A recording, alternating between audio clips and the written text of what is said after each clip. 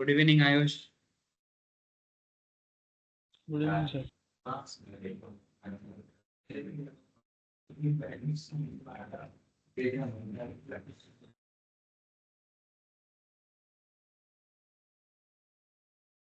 Sir recording started है कि नहीं, थोड़ा कंफर्म करोगे? हाँ,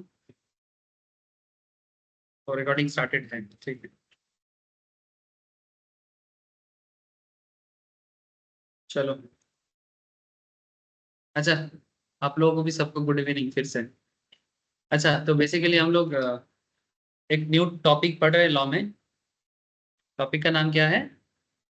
नेगोशिएबल इंस्ट्रूमेंट। ठीक है, टॉपिक का नाम है नेगोशिएबल इंस्ट्रूमेंट, एनआई एक्ट। इससे पहले इसका एक ही क्लास हुआ था लास्ट वीक में, जिसमें हम लोगों ने चेक के बारे में बातचीत ज्यादा किए थे। एनआई के बारे में बात हुआ था, बट मैं चेक में ही ज्यादा खो गया, है ना। फिर आप लोगों को शेयर किया था चेक का नोट, सबको मिला था? ठीक है, वहां से आप चेक को कॉपी कर सकते हो, मैंने नोट डाउन कर सकते हो, चेक रिलेटेड जितना चीजें हैं। क्या है ना कि चेक का यूज बहुत ज्यादा है नेगोशिएबल इंस्ट्रूमेंट में। आज के डेट में अगर सबसे ज्यादा यूज किसी चीज का है तो वो चेक का ही है। ऐसे इसके नाम पे ही कुछ छुपा हुआ है, नेगोशिएबल इंस्ट्रूमेंट शब्द का मतलब गिटार नहीं है। या ऐसे सब कोई सोचता है आप अपना इंस्ट्रूमेंट लेके आओ। जो बचपन में इंस्ट्रूमेंट शब्द होता था, तो मैं नॉर्मली समझता था कि वो गाने का चीज है या डांस का चीज है, या स्पोर्ट्स रिलेटेड में इंस्ट्रूमेंट तो नहीं बोलता है, बट नॉर्मली मैंने ऐसा देखा। तो इंस्ट्रूमेंट का मतलब यहाँ पर क्या है? इंस्ट्रूमेंट का मतलब यहाँ पर है डॉक्यूमेंट। हाँ, इंस्ट्रूमेंट का मतलब क्या है? डॉक्यूमेंट। और नेगोशिएबल का मतलब क्या है? जो जो समझौता। समझौता। हाँ, जो नेगोशिएट करके या बातचीत करके जब किसी चीज का हल निकलते हैं, उसे हम लोग बोलते हैं नेगोशिएबल। इसलिए नाम पड़ा नेगोशिएबल इंस्ट्रूमेंट। ऐसे बोल सकते हो कि नेगोशिएबल डॉक्यूमेंट। ठीक है, जैसे मानो इसका यूज कैसे होता है। से फॉर एग्जांपल, ये अपना, नहीं, देवघर से क्या बेचेगा? बोल। हाँ, पेड़ा। चलो, देवघर से ही मेरे को पेड़ा लेके दिया। ठीक है, ऐसे देवघर का पेड़ा बड़ा फेमस है। ठीक है, पेड़ा नगरी भी बोला जाता है देवघर। तो देवघर से बंदा पेड़ा लेके मेरे को दिया, मेरे को बोलते हैं सर बिजनेस करो, बी टू बी ट्रांजेक्शन। ठीक है, तो वो देवघर के बाबा धाम से पेड़ा लेके आया और मैं कोलकाता में पेड़ा का दुकान खोला। अब इसके साथ मेरा मोटा मोटी लाख लाख अमाउंट का पेड़ा का ट्रांजेक्शन होता है। ठीक है, अब ये मेरे को बोल रहे कि सर पेमेंट करो चेक के थ्रू से। ठीक है, अब मानो कि 1 लाख का पेड़ा दिया, मैं उसको बोल रहा हूँ कि ठीक है 1 लाख अभी नहीं दे रहा हूँ, मैं तुमको 50,000 दे रहा हूँ। कितना दे रहा हूँ सर? 50,000 का चेक दे रहा हूँ। तो ये जो 1 लाख से बदले में 50,000 कर रहा हूँ, या फिर मानो वो मैं उसको बोल रहा हूँ कि थोड़ा डिस्काउंट भी दे दे। 1 लाख का इतना सारा अमाउंट लिया, कुछ डिस्काउंट। तो बोलते सर अगर 1 हफ्ता में पेमेंट करते हो, अगर बैंक अकाउंट में पैसा डाल देते हो, 2% का कैश डिस्काउंट कर देंगे। तो ये जो भी वो मेरे को बोल रहा है, तो ये सारा चीज एक नेगोशिएट की तरह हो रहा है ना। तो चेक के अमाउंट जो भी रहेगा, ये नेगोशिएट होके चेक इशू हो रहा है। फिर मैं उसको चेक इशू कर रहा हूँ, फिर वो चेक ड्रॉप कर रहा है बैंक में, फिर एक सर्टेन टाइम के बाद इनकैश हो जाएगा उसके अकाउंट में। ऐसा ही होता है ना चेक का। कैसे होता है? सपोज किसी से तुमको पैसा पाना होता है, जैसे मानो उससे मैंने पेड़ा खरीदा और बदले में मैं उसको चेक दे रहा हूँ। अब जैसे ही मैं उसको चेक पेमेंट करूंगा, अब वो चेक लेके वो अपने बैंक अकाउंट में जमा करेगा। वो चेक लेके अपने बैंक अकाउंट में जमा करेगा। जैसे ही वो अपने बैंक अकाउंट में चेक जमा करता है, क्या होगा? वो चेक एनकैश करने के लिए बैंक, बेसिकली ये कोर बैंकिंग सिस्टम में चलता है। इसका एनवायरनमेंट थोड़ा समझना चाहिए। से फॉर एग्जांपल मेरा अकाउंट है मानो आईसीआईसीआई में। ठीक है, और मानो उसका अकाउंट है पीएनबी में। किस में है? पीएनबी में, पंजाब नेशनल बैंक में। एक्चुअली ये सुबह सुबह आज ये दोनों शेयर में ना ट्रेड लिया, अच्छा खासा प्रॉफिट हुआ, तो दोनों यही बैंक याद आया मुझे। तो मानो कि इसका इसका पीएनबी है और मेरा आईसीआईसीआई। अब मैंने आईसीआईसीआई बैंक के चेक इनको दिया। ठीक है, लेकिन सर इसके पास पीएनबी का अकाउंट है, आईसीआईसीआई नहीं। तो जैसे ही मैंने इसको पीएनबी का चेक दिया, लेकिन पीएनबी थोड़ी ना बोल रही कि तुम पीएनबी का चेक लेके आओ तभी एनकैश करूंगा। बोलता है क्या? नहीं बोलता है। वो इसको बोलते हैं सर नॉन ब्रांच या फॉरेन चेक बोल सकते हैं इसको। ठीक है, मैंने नॉन, उसका जो ब्रांच है या उसका जो बैंक है उस बैंक का चेक नहीं है, नॉन बैंक चेक हो गया। मैंने सेम, क्या बोलेंगे इसको, मैंने सेम कंपनी का नहीं है। पीएनबी अलग कंपनी है, आईसीआईसीआई अलग कंपनी है, लेकिन फिर भी मेरा चेक पीएनबी के अकाउंट में इनकैश हो जाएगा। इस सिस्टम को बोलते हैं कोर बैंकिंग सिस्टम। क्या बोलते हैं इसको? Core banking system. एक्चुअली पूरा बैंकिंग सिस्टम एक है। भले ही आपको 10-12 अलग अलग कंपनी दिख जाए बैंक का, लेकिन पूरा बैंकिंग सिस्टम एक ही है। ये पहले नहीं था। जितना समय के साथ साथ टेक्नोलॉजी डेवलप हुआ, पूरा बैंकिंग सिस्टम, इसका सॉफ्टवेयर जो डेवलप हुआ ना, ये कौन बनाते जानते हो? इन्फोसिस बनाता है। ये जो सॉफ्टवेयर डेवलप किया है आरबीआई का, ये सॉफ्टवेयर इन्फोसिस का बना हुआ है। इसका नाम है, आई थिंक कुछ पिनाकल या कुछ नाम होगा। हाँ, कोई जानते हो? हाँ, सीबीसीएस। सीबीसीएस, ठीक है, नहीं सीबीसीएस, सीबीएस, उसी को कोर बैंकिंग बोलते हैं, कोर बैंकिंग सिस्टम, सीबीएस, ठीक है। तो मैं बेसिकली बोल रहा, एक सॉफ्टवेयर होता है, जो सॉफ्टवेयर आरबीआई वेबसाइट को सारे के सारे बैंकिंग सिस्टम के साथ कनेक्ट करता है। तो जब भी आईसीआईसीआई बैंक का चेक पीएनबी के पास पहुंचता है, तो पीएनबी इसको वेरीफाई करता है आईसीआईसीआई बैंक के साथ। फिर आईसीआईसीआई बैंक अपने खाता से मेरा अमाउंट, सपोज 1 लाख का चेक था, 1 लाख अमाउंट उसके पीएनबी खाता में डालेगा, और ये पूरा सिस्टम डिजिटली ट्रांसफर होगा। डिजिटली होगा ना, ऐसा थोड़ी होगा कि पीएनबी पीएनबी अपने कंप्यूटर के बाहर से हाथ निकलेगा, आईसीआईसीआई का कैश लेके आएगा फिर पीएनबी में डालेगा। ऐसा नहीं होता है, पूरा खेल डिजिट में ट्रांसफर होता है। यानी ये समय के साथ साथ चीजें बहुत डेवलप हो चुका है। हम लोगों को पैसा लेके रास्ते में निकलने का जरूरत नहीं है। ना ही पीएनबी अपने किसी मैनेजर को बोलता है कि जाओ आईसीआईसीआई के ब्रांच में जाओ, वहां से 1 लाख उठा के लेके आओ। ये प्रलय भादुड़ी के नाम पे जो अकाउंट है, उस अकाउंट से पैसा लेके तुषार कुमार के अकाउंट में डालो। इतना मेहनत नहीं करना होता है। सिस्टम इतना कॉन्साइज हो चुका है, सिस्टम इतना डिजिटलाइज्ड हो चुका है, और इतना टेक्निकली अपडेटेड हो चुका है। आजकल क्या है ना, जब कोई चीज बहुत इजीली हो जाता है, हमें लगता है कि क्या ही चीज है, लेकिन करने में हालत खराब हो जाता है। समझे सर? हाँ। और उसके आज के डेट में तो और भी चीजें डेवलप हो गया, लाइक नेट बैंकिंग आ चुका है, एनईएफटी आरटीजीएस आ चुका है, फिर यूपीआई आ चुका है ना। चीजें तो और डेवलप हो गया। चलो, अच्छा बात है। अब हम लोग पेमेंट सिस्टम के रिगार्डिंग, ये सिस्टम पहले कैसे काम करता था इसका डिटेल्स में चलते हैं, जो एक्चुअली एग्जाम में वहां से बहुत क्वेश्चंस होता है। ठीक है, मैंने एकदम, हम लोग चेक के बारे में बात कर चुके हैं। चेक को आज थोड़ा अवॉइड कर देंगे, जहां एग्जाम्पल्स आएगा बोलेंगे। अदरवाइज मेरा मेन फोकस आज एकदम कोर पार्ट में जाएगा सर। ये पूरा एनआई एक्ट का जन्म से लेके मरण तक आज बताएंगे आपको। ठीक है। नेगोशिएबल इंस्ट्रूमेंट एक्ट कब से आया सर? 1881 में। ठीक है, ये टॉपिक सीए फाउंडेशंस पे तो है ही, उसके साथ साथ सीए में इंटरमीडिएट में ये अच्छा खासा है, और सीएस एग्जीक्यूटिव लेवल में भी इसके बारे में काफी डिटेल्स में पढ़ाया जाता है। तो नेगोशिएबल इंस्ट्रूमेंट एक्ट 1881, जैसे कि आपको क्लास दिन से बोले जा रहा हूँ सर, इसमें बिल्स होते हैं, चेक्स होते हैं, ठीक है। इसका क्लासिफिकेशंस होते हैं, कैरेक्टरिस्टिक होते हैं, नेगोशिएशंस का मोड्स होते हैं, प्रेजेंटमेंट का एक कॉन्सेप्ट रहता है, और रूल ऑफ कॉम्पेंसेशन का एक मैटर होता है। अब एक एक चीज समझेंगे। इंट्रोडक्टरी पॉइंट हो चुका था कि क्या है ये सब चीजें, मैं उसके अंदर नहीं जा रहा हूँ। अच्छा, मीनिंग ऑफ नेगोशिएबल इंस्ट्रूमेंट भी बता चुका था मैंने। नेगोशिएबल इंस्ट्रूमेंट का मीनिंग क्या है, किस सेक्शंस में इसके बारे में बोला है।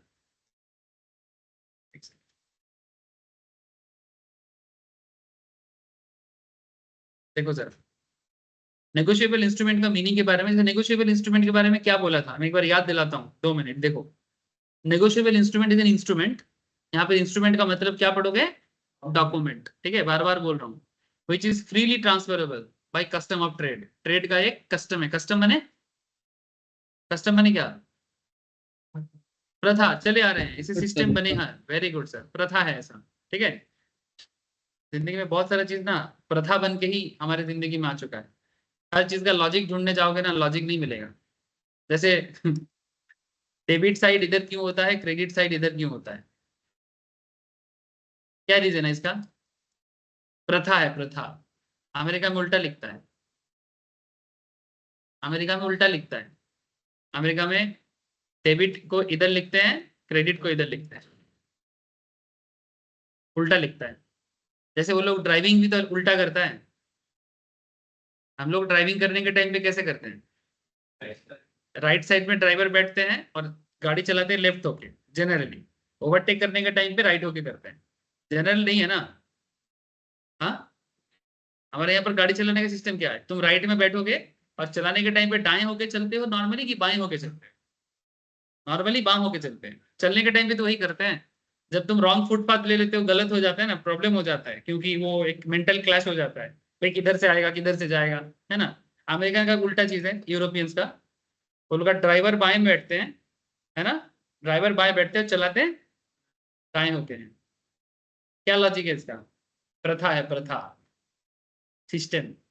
ठीक है, सिस्टम पे आवाज ना उठाए। चले आ रहे हैं, जिस देश का जो सिस्टम है। प्रॉब्लम तो तब होता है जब किसी और देश का कल्चर किसी और देश में जबरदस्ती इनकलकेट करने का हम लोग कोशिश करते हैं, तब हो जाते हैं बहस, कंट्रोवर्सी, है ना, लफड़ा। ठीक है, किसी और कंट्री का चीज जब जबरदस्ती किसी दूसरे कंट्री के ऊपर हम लोग थोपते हैं, कभी कभी तो धर्म के नाम पे थोप देते हैं, कभी कभी अत्याचार करके, माने रूल करके, हाँ हम लोग इधर करते हैं तुम भी करो, है ना, तब प्रॉब्लम हो जाता है। अदरवाइज इसका जैसा है, सही गलत अगर उसको कभी प्रॉब्लम होगा, चेंज करेगा क्या है, तुम्हें इतना क्या प्रॉब्लम होगा? जो भी हो, देखो, from one person to another by mere delivery or endorsement and delivery. Mere delivery माने वही, जैसे कि उससे मैंने प्रोडक्ट खरीदा था, बदले में मैं उसको चेक दे रहा हूँ। चेक क्या कर रहा हूँ? चेक, चेक तुमको डिलीवरी कर रहा हूँ। ठीक है, तो जब तुमको मैं चेक डिलीवरी कर रहा हूँ, उस चीज को यहाँ पर बोल रहा है।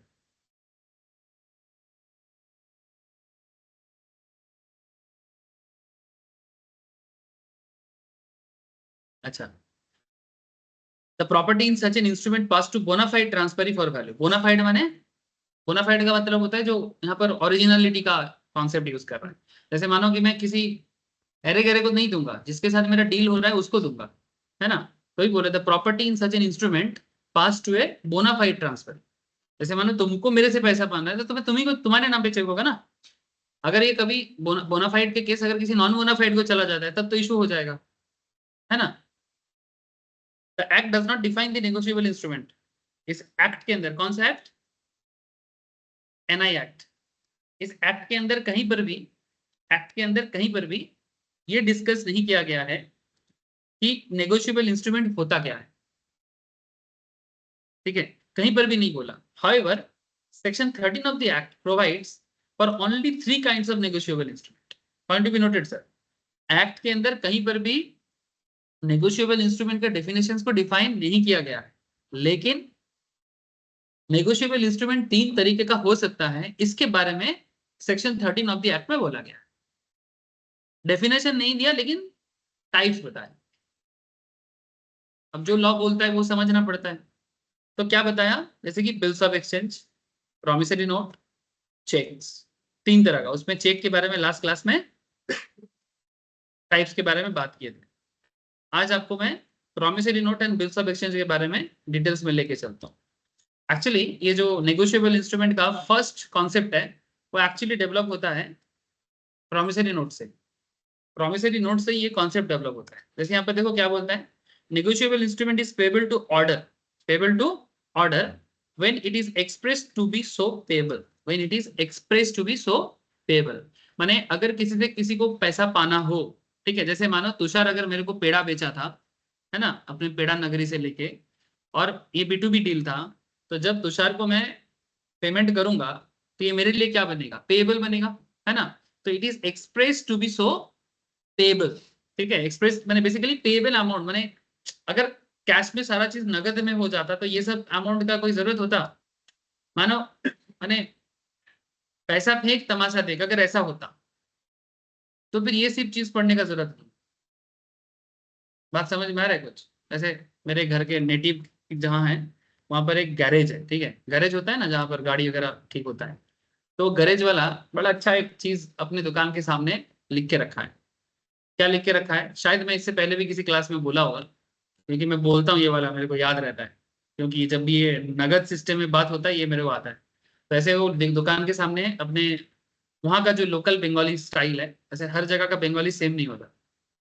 ठीक है, मैंने बंगाली में भी अलग अलग टर्म्स होता है, तो मैं थोड़ा सा बताता हूँ, आपको सुनने में अच्छा लग सकता है। बोलते हैं कि नौगोदे लिबी तो ले नइले हवाले, नौगोदे लिबी तो ले नइले हवा ले। माने अगर मैं पैसा दे यार, काम करवाना है गाड़ी का, पेमेंट संगे संग करना है, तो तभी गाड़ी लाओ हमारे मेरे गैरेज में। अगर नगद में काम नहीं करना है, धार बाकी करना है, गाड़ी अभी ठीक होगा, पेमेंट बाद में होगा, नहीं चलेगा। ठीक है, इसलिए वो अपने लोकल भाषा में सीधा बोल रहे हैं कि नौगोदे लिबी तो ले नहीं ले वाले। ये पूरा एकदम बैनर बना के दुकान के सामने लगा दिया। आज नगद कल उधार। हाँ ये भी होता है, आज नगद कल उधार, ऐसा भी चलता है। हाँ हिंदी हिंदी दुकान में ऐसे लिखते हैं, तो वो अपने स्टाइल में वहां पर लिख के रखा है। ठीक है, तो अगर सारा काम नगद में हो जाएगा तब ये सब इंस्ट्रूमेंट का क्या ही काम है। मैंने तुषार से पेड़ा लिया, पैसा दिया, ठीक है, काम खत्म, पेड़ा हजम, है ना। लेकिन ऐसा होता नहीं है ना, B2B केस में ऐसा नहीं होता है। जब भी मैटर ड्यू केस में आ जाता है तभी तो चेक पेमेंट, है ना, प्रॉमिसरी नोट भी प्रॉमिस करो कि तुम मेरे को इतना दिन के अंदर पैसा दे देगा। प्रॉमिसरी नोट का क्या मतलब है, तेरे को मेरे से पैसा मिलेगा तो तू मेरे को बोलते प्रॉमिस कर, मैंने करिए, ठीक है कि मेरे को पैसा दे देगा। फिर मैं तेरे को प्रॉमिसरी नोट देता हूँ कि हाँ मैं तुमको इतना दिन के अंदर प्रॉमिस करता हूँ, मैं तुम्हारा तुम्हारा पेमेंट कर दूंगा। ये चेक का, ये जो चेक सिस्टम है इसका इनिशियल फॉर्म नहीं था। मैंने जब ये cheque system first time develop हो रहा था, उस सिस्टम को क्या बोल रहा था, प्रॉमिसरी नोट सिस्टम। जहां पर पेबल, पेबल माने पेड और पेबल में क्या फर्क होता है। पेड माने जो पे हो चुका है, और पेबल माने जो पैसा देना जीते हो बाकी है। वेरी गुड सर, दीते हो, वेरी गुड सर, जो देना पड़ेगा, बाकी है, दिया नहीं। It is expressed to be so payable. When it is expressed to be payable to a specified person and does not contain words prohibiting its transfer, that is, it is transferable by endorsement and delivery. माने ये कैसे transfer होगा, माने जो note promissory note होगा वो हम उसको देके बता रहे हैं कि भाई ये ट्रांसफरेबल है। अगर मानो मेरे को तुमसे पैसा मिलेगा और मेरे को इससे पैसा मिलेगा, तो ये मेरे को जो इशू कर रहा है प्रॉमिसरी नोट, वो मैं तुमको भी सेम काइंड ऑफ इशू कर सकता हूँ, एंडोर्स हो जाएगा। एंडोर्स माने इससे मेरे को पैसा मना है और तुमको मेरे से पैसा पाना है, ठीक है। तो वो मेरे को एक प्रॉमिसरी नोट दिया और मैं भी तुमको एक प्रॉमिसरी नोट दिया, वही प्रॉमिसरी नोट घूम फिर के घूम सकता है, तो वो एंडोर्सेबल हो जाने से तभी ये घूम सकता है। मानो कि एक चेक उसने मेरे को दिया, ठीक है, कोई अकाउंट पे ही नहीं है, वो मेरे को उससे पैसा पाना था, उसने मेरे को चेक दिया, ठीक है, अब सेम चेक मैं उसको दे दिया, अगर पॉसिबल हो तो। जैसे आजकल बहुत रिस्ट्रिक्शन आ चुका है, कोई भी चेक कहीं पर भी हम लोग राउंड कर नहीं सकते, लेकिन अगर मेरे को इससे मिल रहा है फिर उसको मेरे से मिल रहा है, तो ये चेक क्या हो रहा है, एंडोर्स हो रहा है, हाँ भाई ठीक है तुम ये वाला चेक एनकैश कर रहे हो। हाँ वो वाला अगर ब्लैंक रहे तभी पॉसिबल है, ठीक है। वो बेसिकली बियरर चेक हो जाएगा, जिसके पास में है वो अपना नाम लिख के उसको डाल सकता है, ठीक है। ब्लैंक चेक तो नहीं होता, बेसिकली साइन किया हुआ है, और जो उसको होल्ड करेगा उसका बियरर चेक। अगर मेरे पास है तो मेरा, उसके पास है तो उसका, वो अपना नाम लिखेगा, साइन ऑलरेडी किया हुआ है, अमाउंट डालेगा और भर देगा।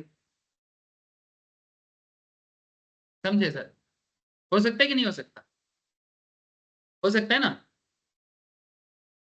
तो it is express to be so payable, and when it is express to be payable to a specified person and does not contain words, अगर स्पेसिफिकेशन मेंशन नहीं है और क्या बोलते हैं, does not contain words prohibiting its transfer, और अगर transfer भी उसमें प्रोहिबिट नहीं है, प्रोहिबिट माने प्रोहिबिशन माने मना, है ना, ट्रांसफर मना नहीं है, तो इसका मतलब है कि वो ट्रांसफर हो सकता है।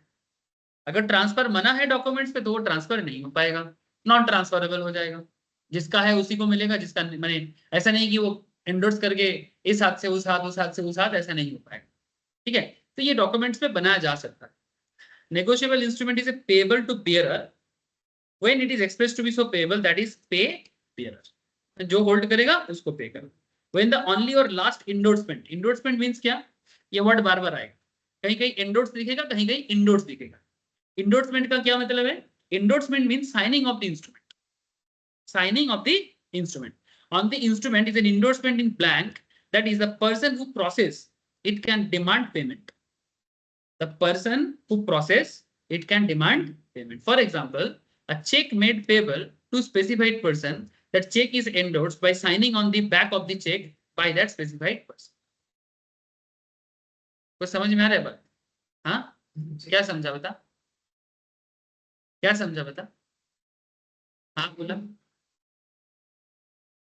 समझा इंडोर्समेंट क्या हुआ, इंडोर्समेंट में, हाँ हाँ, तो यहाँ पर क्या समझाना चाहते हैं, endorsement mean signing off the instrument, ठीक है। अब साइनिंग ऑफ द इंस्ट्रूमेंट में क्या बोलता है, on the instrument is an endorsement in blank, that is the person who possesses it can demand payment, जो उसको होल्ड करेगा वो अपना पेमेंट डिमांड कर सकता है। जो पॉसेस, पॉसेस मैंने जिसके होल्डिंग में है वो डिमांड कर सकता है, और वो पॉसेस में है उसका पेमेंट के लिए वो क्या करता है, a check made payable specified person and that check is endorsed by signing on the back of the cheque. Cheque का जो साइनिंग का जगह है वहां पर नहीं, चेक के बैक में साइन करके तुमको जमा करना पड़ता है। बैंक में कभी ऐसा हुआ है आप लोग देखे हो कि आपको बोलता है जिसको पैसा सामने जो इशू कर रहा है वो कर रहा है, जिसको पैसा पाना होता है वो चेक के पीछे साइन करता है, जिसको पैसा पाना होता है वो चेक के बैक में साइन करता है। वो जब पैसा तुम चेक को जमा करने जाते हो बैंक वाले तुम्हें बोलते हैं। ऑब्वियसली बिजनेस में होता है। से फॉर एग्जांपल तेरे को तेज से पैसा मिलने वाला है, ठीक है, क्या कर रहा है रे, देख तो।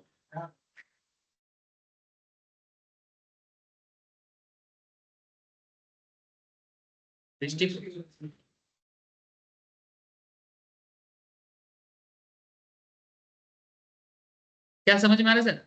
माने सपोज तेज को पैसा पाएगा, मिलेगा इससे दर्ज से, ठीक है। अब चेक ने चेक इशू कर दिया, अपना चेक की जगह में जैसे चेक का एक आप लोगों में दिखाया था ना, ऐसे होता है।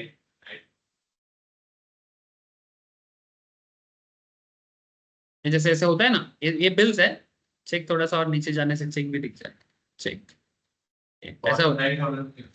हाँ, जैसे यहाँ पर चेक पे तुम साइन करेगा ना, ये कौन करेगा? जिसका चेक है। अगर मेरे जैसे अगर तेज का चेक दर्ज हो जाएगा तो यहाँ पर किसका साइन होगा? तेज का चेक साइन होगा। अब जो पैसा पाएगा ना, वो जब उसको बैंक में डालेगा ना, डिमांड करेगा कि भाई मेरे को तेज का ये चेक का पैसा निकाल के दो, सिंपल एनकैश करके दो, ठीक है। वो तब बोलेगा कि भाई बैक साइड में साइन करके दे। वही चीज यहाँ पर बता, ठीक है। So when the only or last endorsement means signing of the instrument, on the instrument is an endorsement in blank, the person who possesses it can demand payment. For example, a check made payable to a specified person and that check is endorsed by signing on the back of the check by that specified person. Essential characteristic of negotiable instrument, चाहे वो check हो, promissory note हो या फिर bills हो, उसका कुछ essential character होता है। जैसे कि ओरली नहीं होगा, राइटिंग में होगा। डॉक्यूमेंट है ना, डॉक्यूमेंट मैंने सब राइटिंग फॉर्म में होना चाहिए, याद रखिएगा। It should be signed. Blank blank नहीं होता, ब्लैंक चेक भी ब्लैंक नहीं होता। ब्लैंक चेक भी वो जहां साइन का जगह है कम से कम वहां पर साइन करना पड़ेगा, बाकी कुछ भरो ना भरो। मानो आप बहुत रिच हो, अगर कोई आपके अकाउंट से 1 करोड़ भी उठा लेगा आपको फर्क नहीं पड़ता, आपके टेबल में आपने साइन करके छोड़ के चला गया, ठीक है। जो बंदा उसको लिया वो बियरर हो गया और आपका साइन किया हुआ है वो अपना मनपसंद अमाउंट डाल के बैंक में जाके एनकैश करने का सोच रहा है। कर सकता है, आपको फर्क नहीं पड़ता कि भाई मैं इतना रिच हूँ, मेरा क्योंकि मेरे को टाइम नहीं मिलता चेक साइन करने का, ठीक है। इसलिए मैं कम से कम 10-15 चेक हमेशा साइन करके ब्लैंक छोड़ के जाता हूँ। क्या नहीं होता है? हाँ, अरे होता है। It should be sign. It is freely transferable from one person to another.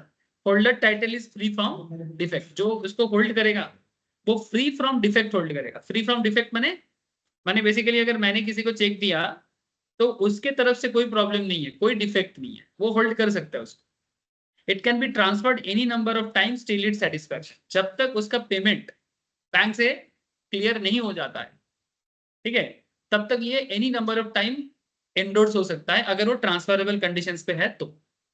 जैसे कि अकाउंट पे ही चेक, ठीक है, अकाउंट पे ही चेक माने लास्ट दिन बताया था,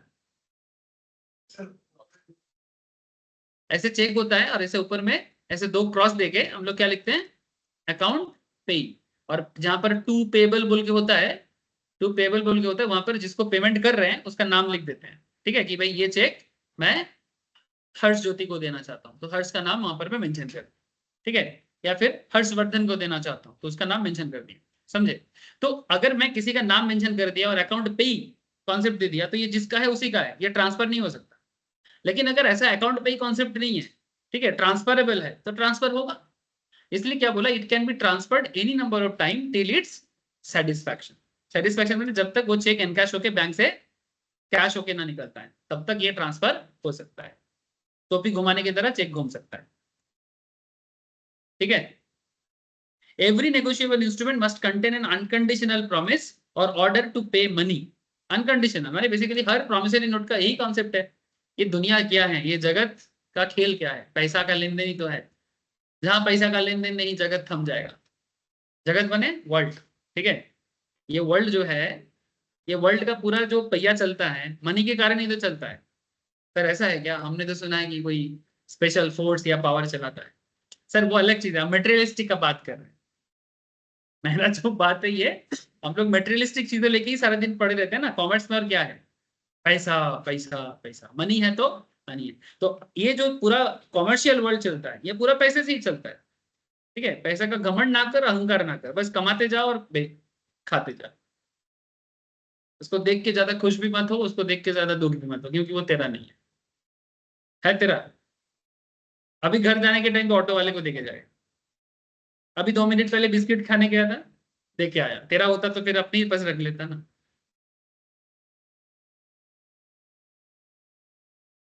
तो एवरी नेगोशिएबल इंस्ट्रूमेंट में कंटेन एन अनकंडीशनल प्रॉमिस और ऑर्डर टू पे मनी। मैंने बेसिकली कहने का मतलब है, जिनसे तुमने उधारी में कुछ चीजें लिया था, अभी उसको पेमेंट करना है। दैट्स द सिंपल मतलब। द प्रॉमिस और ऑर्डर टू पे must consist of money only. और ये बेसिकली पैसे के लिए ही यूज होता है। पैसा छोड़ के और किसी पर्पस में ये सब इंस्ट्रूमेंट का यूज नहीं होता है। पैसे के सेटलमेंट के चक्कर में इतना माथा पची है। मैंने जब सीधा सीधा पैसा का बात हो नहीं सकता, तब ऐसे इंस्ट्रूमेंट बना के पैसा का बात होता है। सर क्यों? सीधा सीधा पे कर देता, हम लोगों को भी इतना पढ़ने का जरूरत नहीं। सर अगर दुनिया में क्रेडिट सिस्टम ना होता, कॉमर्स का पढ़ाई करने का भी जरूरत नहीं। अकाउंटेंसी बोल के कोई सब्जेक्ट ही नहीं। नहीं समझे? अगर अकाउंटेंसी में दो बड़ा इंपॉर्टेंट चीज होता है। एक होता है कैश सिस्टम ऑफ अकाउंटिंग, और एक होता है एक्रोल सिस्टम ऑफ अकाउंटिंग। एक्रोल का मतलब क्या है? Due due. ठीक है। आप लोग जब अकाउंटिंग एंट्री कर रहे थे बचपन में, जब अकाउंटेंसी पढ़ रहे थे, या आजकल भी पढ़ते हो ऐसा नहीं है तो स्टार्टिंग में जब आप सीखे थे अकाउंटेंसी, तो उस टाइम पे आप लोग एंट्री सीखते थे ना, कैश का एंट्री एंड क्रेडिट का एंट्री। अगर सारा सारा का सारा खेल कैश में होता, है ना, जो मैं बार बार बोल रहा हूँ कि पैसा फेंक तमाशा देख, प्रोडक्ट खरीदा, पेमेंट दिया, घर चल दिया। अगर सब कुछ नगद में होता तो इतना मेहनत करने का जरूरत होता? मैंने अकाउंट्स में इतना कुछ मेंटेन करने, अगर मानो कि मेरे को जिससे पैसा पाना हो वो पैसा दे दिया, मेरे को जिसको पैसा देना हो मैं दे दिया, अब मैं किस चीज का हिसाब रखूं? Please tell me. अगर तुमसे मेरे को पैसा पाना था, मेरे को मिल गया, और मेरे को तुमसे पैसा पाना था, मैंने भी तुमको दे दिया, तो फिर मैं किस चीज का हिसाब रखता? कैश ट्रांजैक्शन में ज्यादा कुछ हिसाब रखने का जरूरत नहीं है। हाँ, कोई बोलेगा नहीं कस्टमर को याद रखना चाहिए, ताकि नेक्स्ट टाइम अगर कुछ ऑफर चले बता पाए, अब उसके लिए रख लो ना, चाहिए कस्टमर हमसे ये खरीदा, नेक्स्ट मंथ जब कुछ ऑफर आएगा मैं उनको मैसेज कर दूंगा। इसके लिए अकाउंटेंसी मेंटेन करने का क्या है? डेटा मेंटेन करने से ही हो जाएगा। लेकिन इतना सारा चक्कर क्रेडिट के लिए ही तो है। अगर क्रेडिट सिस्टम ना होता, ना तो प्रोमिसरी नोट का नाम आता, ना तो चेक सिस्टम आता, और ना ही बिल्स ऑफ एक्सचेंज का नाम कभी आता। यस और नो? सोचो जरा। मैं सोचने नहीं बोल रहा हूँ। हाँ, लोन सिस्टम भी नहीं होता, क्योंकि सब तो नगद खेल चल रहा है। लोन ही और कहाँ से आता? हाँ, लोन हो सकता था, लेकिन लोन भी तो क्रेडिट प्रोसेस है। अरे बेसिकली ये प्रोसेस ऑटोमेटिक बिल्डअप हो चुका है, तुम इसको इग्नोर कर ही नहीं सकते। हाँ, हो सकता है कि एक जमाने में जब सोसाइटी ऐसा था, तब रिसोर्सेज बहुत था और पब्लिक कम था, मैंने इतना आबादी नहीं था। और हम लोग आबादी के नाम पे जो बर्बादी किए हैं, ये ना, आबादी के नाम पे बर्बादी, ये बर्बादी तो है। इतना आबादी का क्या जरूरत है? एक बेसिक स्ट्रक्चर रहने से हो जाता। हाँ, 10 10 15 15 बच्चा करने को कौन बोलता है? हाँ, माथा खराब करके। और आज क्या हालत है, रहने का जगह नहीं। ऊपर से ममता दीदी बोलता है बांग्लादेश से झगड़ा कर रहे हैं ना, बोले सब आ जाओ, इधर आ जाओ। बोला है शहीद दिवस में, सबको वेलकम है। अरे भाई, इधर हम लोग कहाँ जाएंगे? ऑलरेडी 2 बार आया है 71 में, जो उधर के थे, जिनके कारण कोलकाता का जो इकोनॉमी है डाउनफॉल हुआ है। चाहे कुछ भी माइंड मत करो, जो लोग बांग्लादेश का डिसेंडेंट हो, काफी लोग हैं जो बांगाल होते हैं sir. Bangal in the sense they are basically from the Bangladeshi descendant, मतलब जिनका एक्चुअल घर बांग्लादेश में था। 47 में, 71 में बार बार आया, अभी भी बीच में भी आया। ठीक है। तो आने के कारण यहाँ कोलकाता का जो रिसोर्सेस था उसमें डिस्ट्रीब्यूट हो गया ना। ऊपर से कम्युनिस्ट पार्टी जो थे सबको सपोज मानो हम इधर के हैं, ठीक है, मैं बांग्लादेश का नहीं हूँ, ठीक है, किसको, अच्छा कौन ओरिजिनली बांग्लादेश के हैं, डिसेंडेंट कौन है, ठीक है। अब मान की ये कोलकाता आ गया, ऐसे तो मणिपुर चला गया, ठीक है, नहीं त्रिपुरा चला गया, माने बाबा बाबा ठाकुर दादा क्यों बांग्लादेश থেকে এদিকে এসছে। अच्छा तो चलो एक एग्जांपल दे रहा हूँ, बुरा मत मानना, एक सिंपल चीज है, किसी भी इकोनॉमी में ऐसा हो सकता है, ठीक है। कल किस्मत में, मेरे किस्मत में लिखा तो मेरे को भी कभी अपने जगह छोड़ के किसी जगह में जाना पड़ सकता है, ऐसा बात नहीं है। जैसे ये लोगों को जब बांग्लादेश से भगाया गया due to any reason, reason पे नहीं जा रहा हूँ, ठीक है, तो ये लोग इधर आया। अब इधर एक लोग नहीं आया, लाखों करोड़ों लोग आया, सब आके कोलकाता में एंट्री लिया। कोलकाता का जो पुराना लोग है, उनका जो जगह जमीन था, तो वहां का उस टाइम का पॉलिटिकल पार्टी बोला कि भाई इतना जमीन जगह नहीं रख सकते, क्यों, अभी इतना सारा लोग आया ना, उनको भी जगह देना है। तो सरकार ने क्या किया, जमींदारों से जमीन, सभी जमींदार थे कोलकाता में, इकोनॉमी बहुत रिच था, लेकिन जैसे वो धीरे धीरे सबसे लेने गया लेते लेते लेके डिस्ट्रीब्यूट किया, और जो भी जिनको भी जमीन मिला सब झंडा पकड़ लिया, ठीक है, झंडा पकड़ पकड़ के जमीन ले लिया, और फिर स्ट्रॉन्ग इकोनॉमी पॉलिटिकल पार्टी बन गया। समझ रहे sir.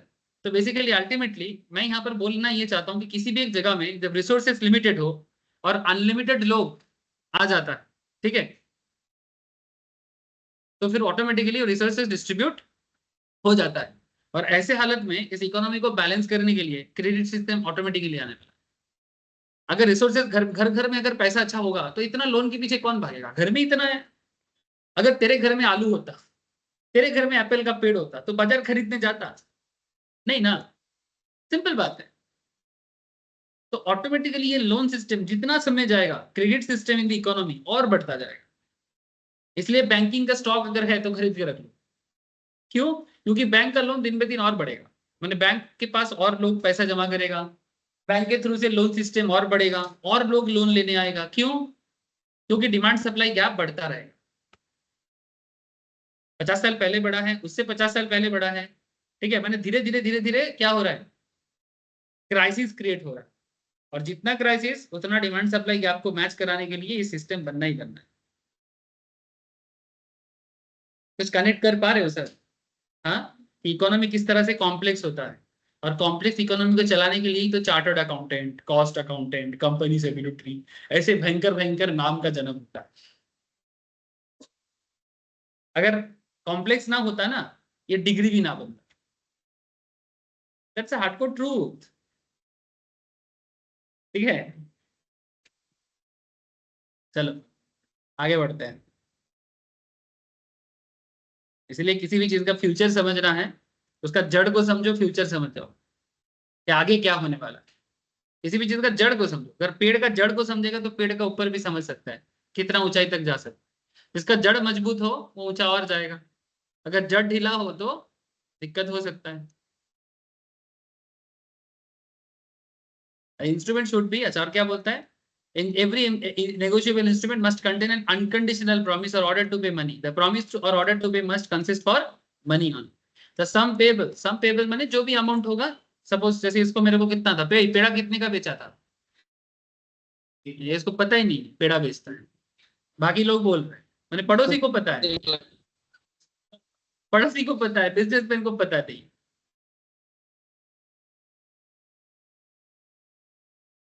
The sum payable, the time of payment, the pay must be certain. The sum payable माने जो अमाउंट का पेमेंट होगा, the time of payment कब पेमेंट होगा, और the pay माने जिसको पेमेंट करना है, माने जो पेमेंट जिसको मिलेगा पैसा, must be certain माने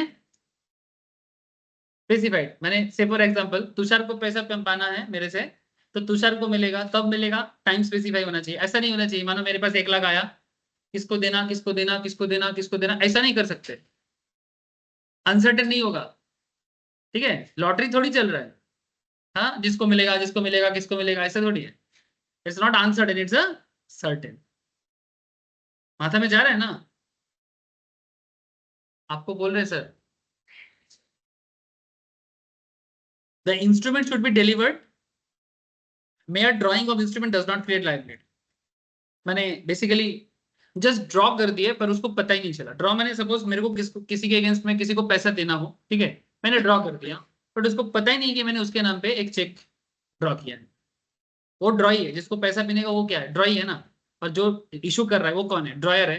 अब मानो मैंने ड्रॉयर ड्रॉयर है ड्राइंग करके ड्रॉयर में ही रख दिया, ये अलग ड्रॉयर है सर, दोनों ड्रॉयर को सेम मत कर देना। मैंने एक बिल्स या मैंने बिल्स ऑफ एक्सचेंज या प्रोमिसरी नोट या जो भी है चेक्स ड्रॉ किया और करके इधर रख दिया, उसको पता ही नहीं कि मैंने उसके नाम पे चेक काटा, तो क्या होगा।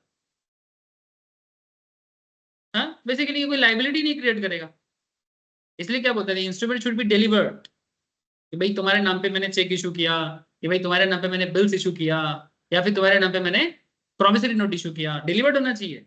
Instrument does not only mayor drawing, mayor drawing में जस्ट नाम लिखा, हाँ उनको देना, एक चेक साइन कर सब कुछ करके रखा, बट उसको पता ही नहीं, ड्रायर ड्राइंग करके ड्रॉ में रख दिया। तो क्या हो गया, शॉर्ट में बोला सर, बिल्स ऑफ एक्सचेंज का नेगोशिएबल इंस्ट्रूमेंट का कैरेक्टरिस्टिक रिटन होना चाहिए, साइंड होना चाहिए, ट्रांसफरेबल होता है, टाइटल फ्री फ्रॉम डिफेक्ट्स होता है, can be transferred number of times. ठीक है, अगर रेस्ट्रिक्शन ना हो तो। दर्श पढ़ाई नहीं कर रहा है, नहीं, ओला का आईपीओ देख रहा है, क्या कर रहे रे, ओला का आईपीओ कर रहा है, मैं समझ गया। सर ये जो भी कर रहे हैं ये मैंने फाउंडेशन में भी किया था। हाँ है, फिर से है, फाउंडेशन में भी है, इंटर में तो और ज्यादा है। अभी जो बुक में है, हाँ एक पैराग्राफ में वो अलग बात है, खत्म वो करता है, लेकिन एग्जाम में क्वेश्चन तो करेगा ना डिटेल से ही। ठीक है, ज्यादा कुछ दिया ही नहीं book में। दिया नहीं लेकिन क्वेश्चन तो करता है ना बाबू। किताब में किया, तुम लोग की किताब में, तुम लोग की किताब में तो ज्यादा कुछ दिया ही नहीं, लेकिन क्वेश्चन तो देखो डाउनलोड करके, क्वेश्चन तो डाउनलोड करके देखो। ठीक है, अगर देता नहीं तो पढ़ेगा नहीं, तो उधर जाके फिर हवा देखेगा, फिर इंस्टीट्यूट के देखो तुमने किताब में जितना दिया मैंने उतना पढ़ गया, उसी से कर क्वेश्चन, एक्चुअली उसी से करता है, लेकिन वहां पर एक्सप्लेनेशन कम है, प्रैक्टिसिंग क्वेश्चन आंसर कम है, स्पेशली सीएस के सीएमए के केस में ऐसा देखा जाता है, प्रैक्टिस करने के लिए क्वेश्चन नहीं है, प्रैक्टिस करने के लिए डिटेल्स एग्जाम्पल नहीं है। यहाँ पर क्या होता है, हम लोग को एग्जाम्पल्स वगैरह पढ़ने का मौका मिल जाता है, और अल्टीमेट एग्जाम में वही पूछता है, और 100% कॉमन आ जाता है। ऐसे नॉर्मली मैं प्रोफेशनल लेवल में कॉमन नहीं बोलता, बट अगर आप ऐसे पढ़ोगे तो कॉमन 100% मिलेगा ही मिलेगा। अच्छा चलो, promissory note, according to section 4 of the NI act 1881, promissory note is an instrument in writing not being bank note और करेंसी नोट। क्या बोला, ऐसे बैंक नोट और करेंसी नोट भी प्रोमिसरी नोट होता है, बट हमें कॉमर्शियल पैरामीटर में उसे नहीं समझना है। नोट निकाल है, वो नोट है तेरे पास, नोट नोट कोई भी नोट है निकाल, मेरे को नहीं देना है।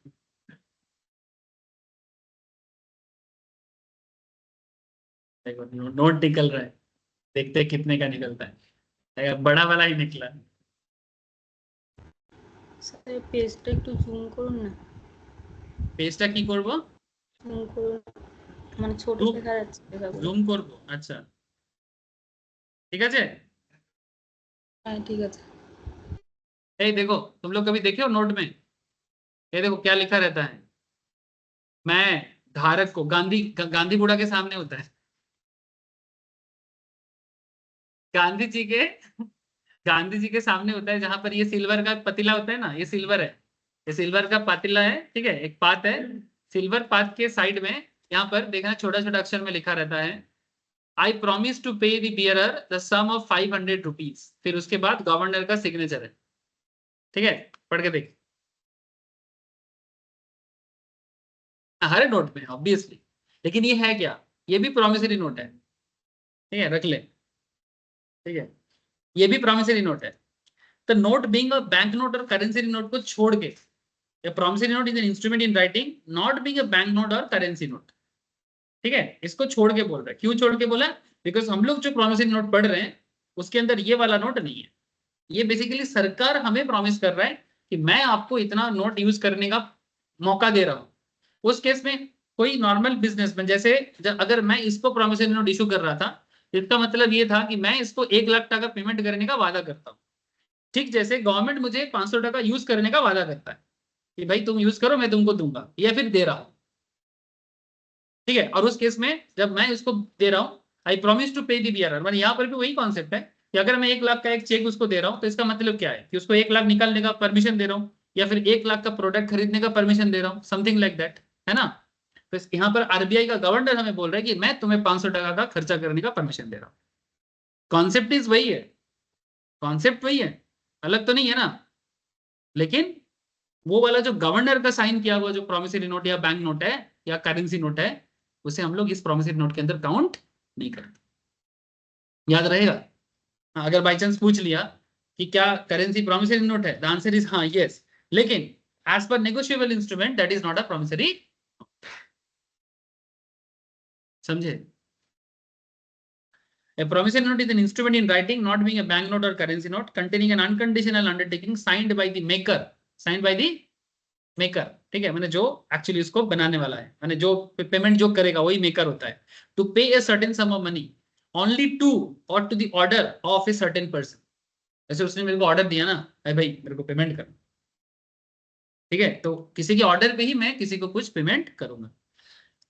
और to the bearer of the instrument, या फिर जो उसको बियर करके इनकैश करना चाहता है, ठीक है। सिंपल सिंपल मतलब से ही एक्चुअली पूरा कैरेक्टर समझ में आ जाएगा। अब देखो, जो अभी डेफिनेशंस पढ़ रहा था उसी डेफिनेशंस को अभी डॉक्यूमेंट्स बना के दे रहा है।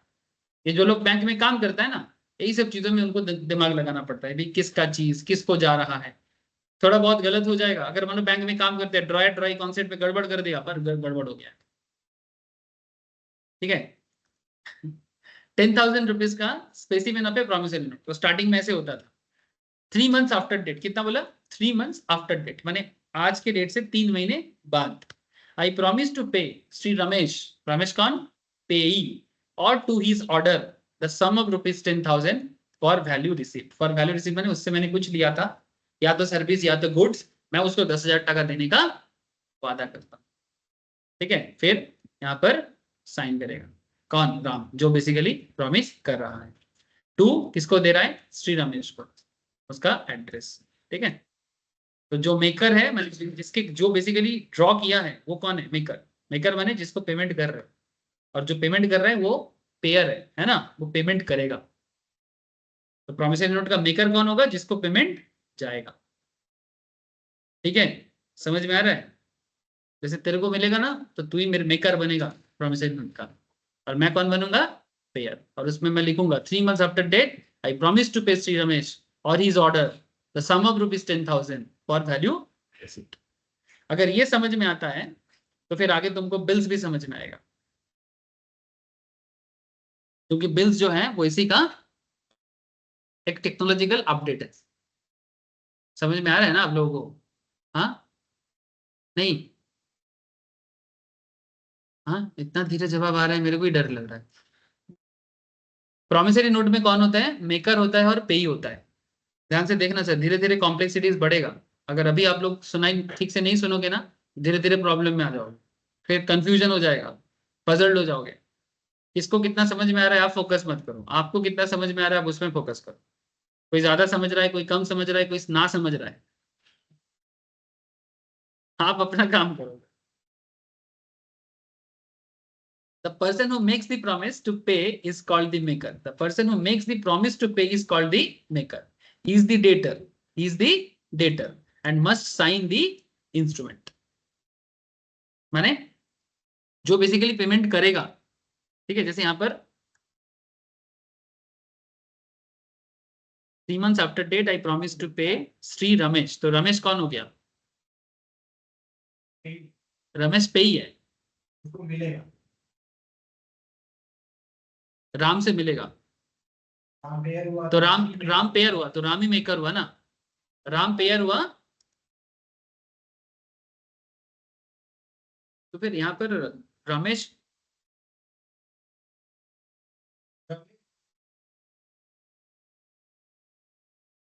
तो यहाँ पर रमेश को क्यों मेकर बोलते? রামেশ তো হচ্ছে পেবিং হবে, বেয়ার হবে। হ্যালো, हाँ हाँ बोल। রামেশ তো হচ্ছে, রামেশকে তো পে করা হচ্ছে। रमेश को पे कर रहा है ना, रमेश तो फिर पे ही हो गया। ये एक्चुअली ये राम पे कर रहा है ना, रमेश तो पे ही है, और पेमेंट कौन कर रहा है? राम। ओ, तो राम हो गया पेयर।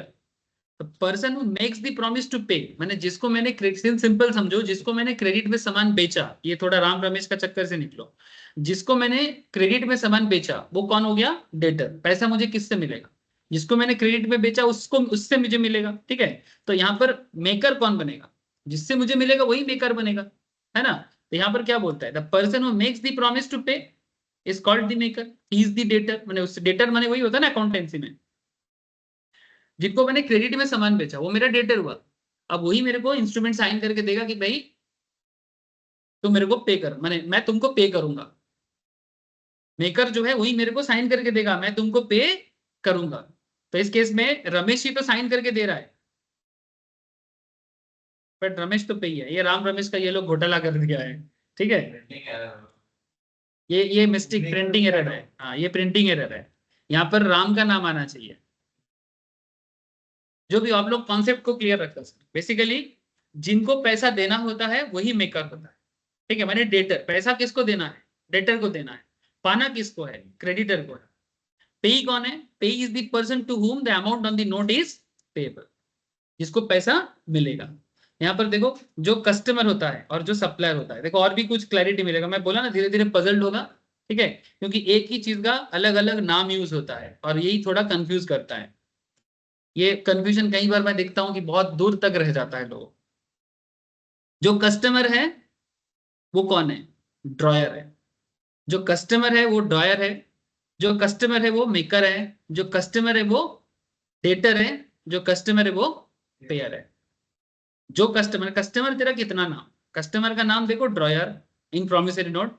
कस्टमर कौन है? मेकर। कस्टमर कौन है? डेटर। कस्टमर कौन है? पेयर। सप्लायर कौन है? ड्रॉइंग।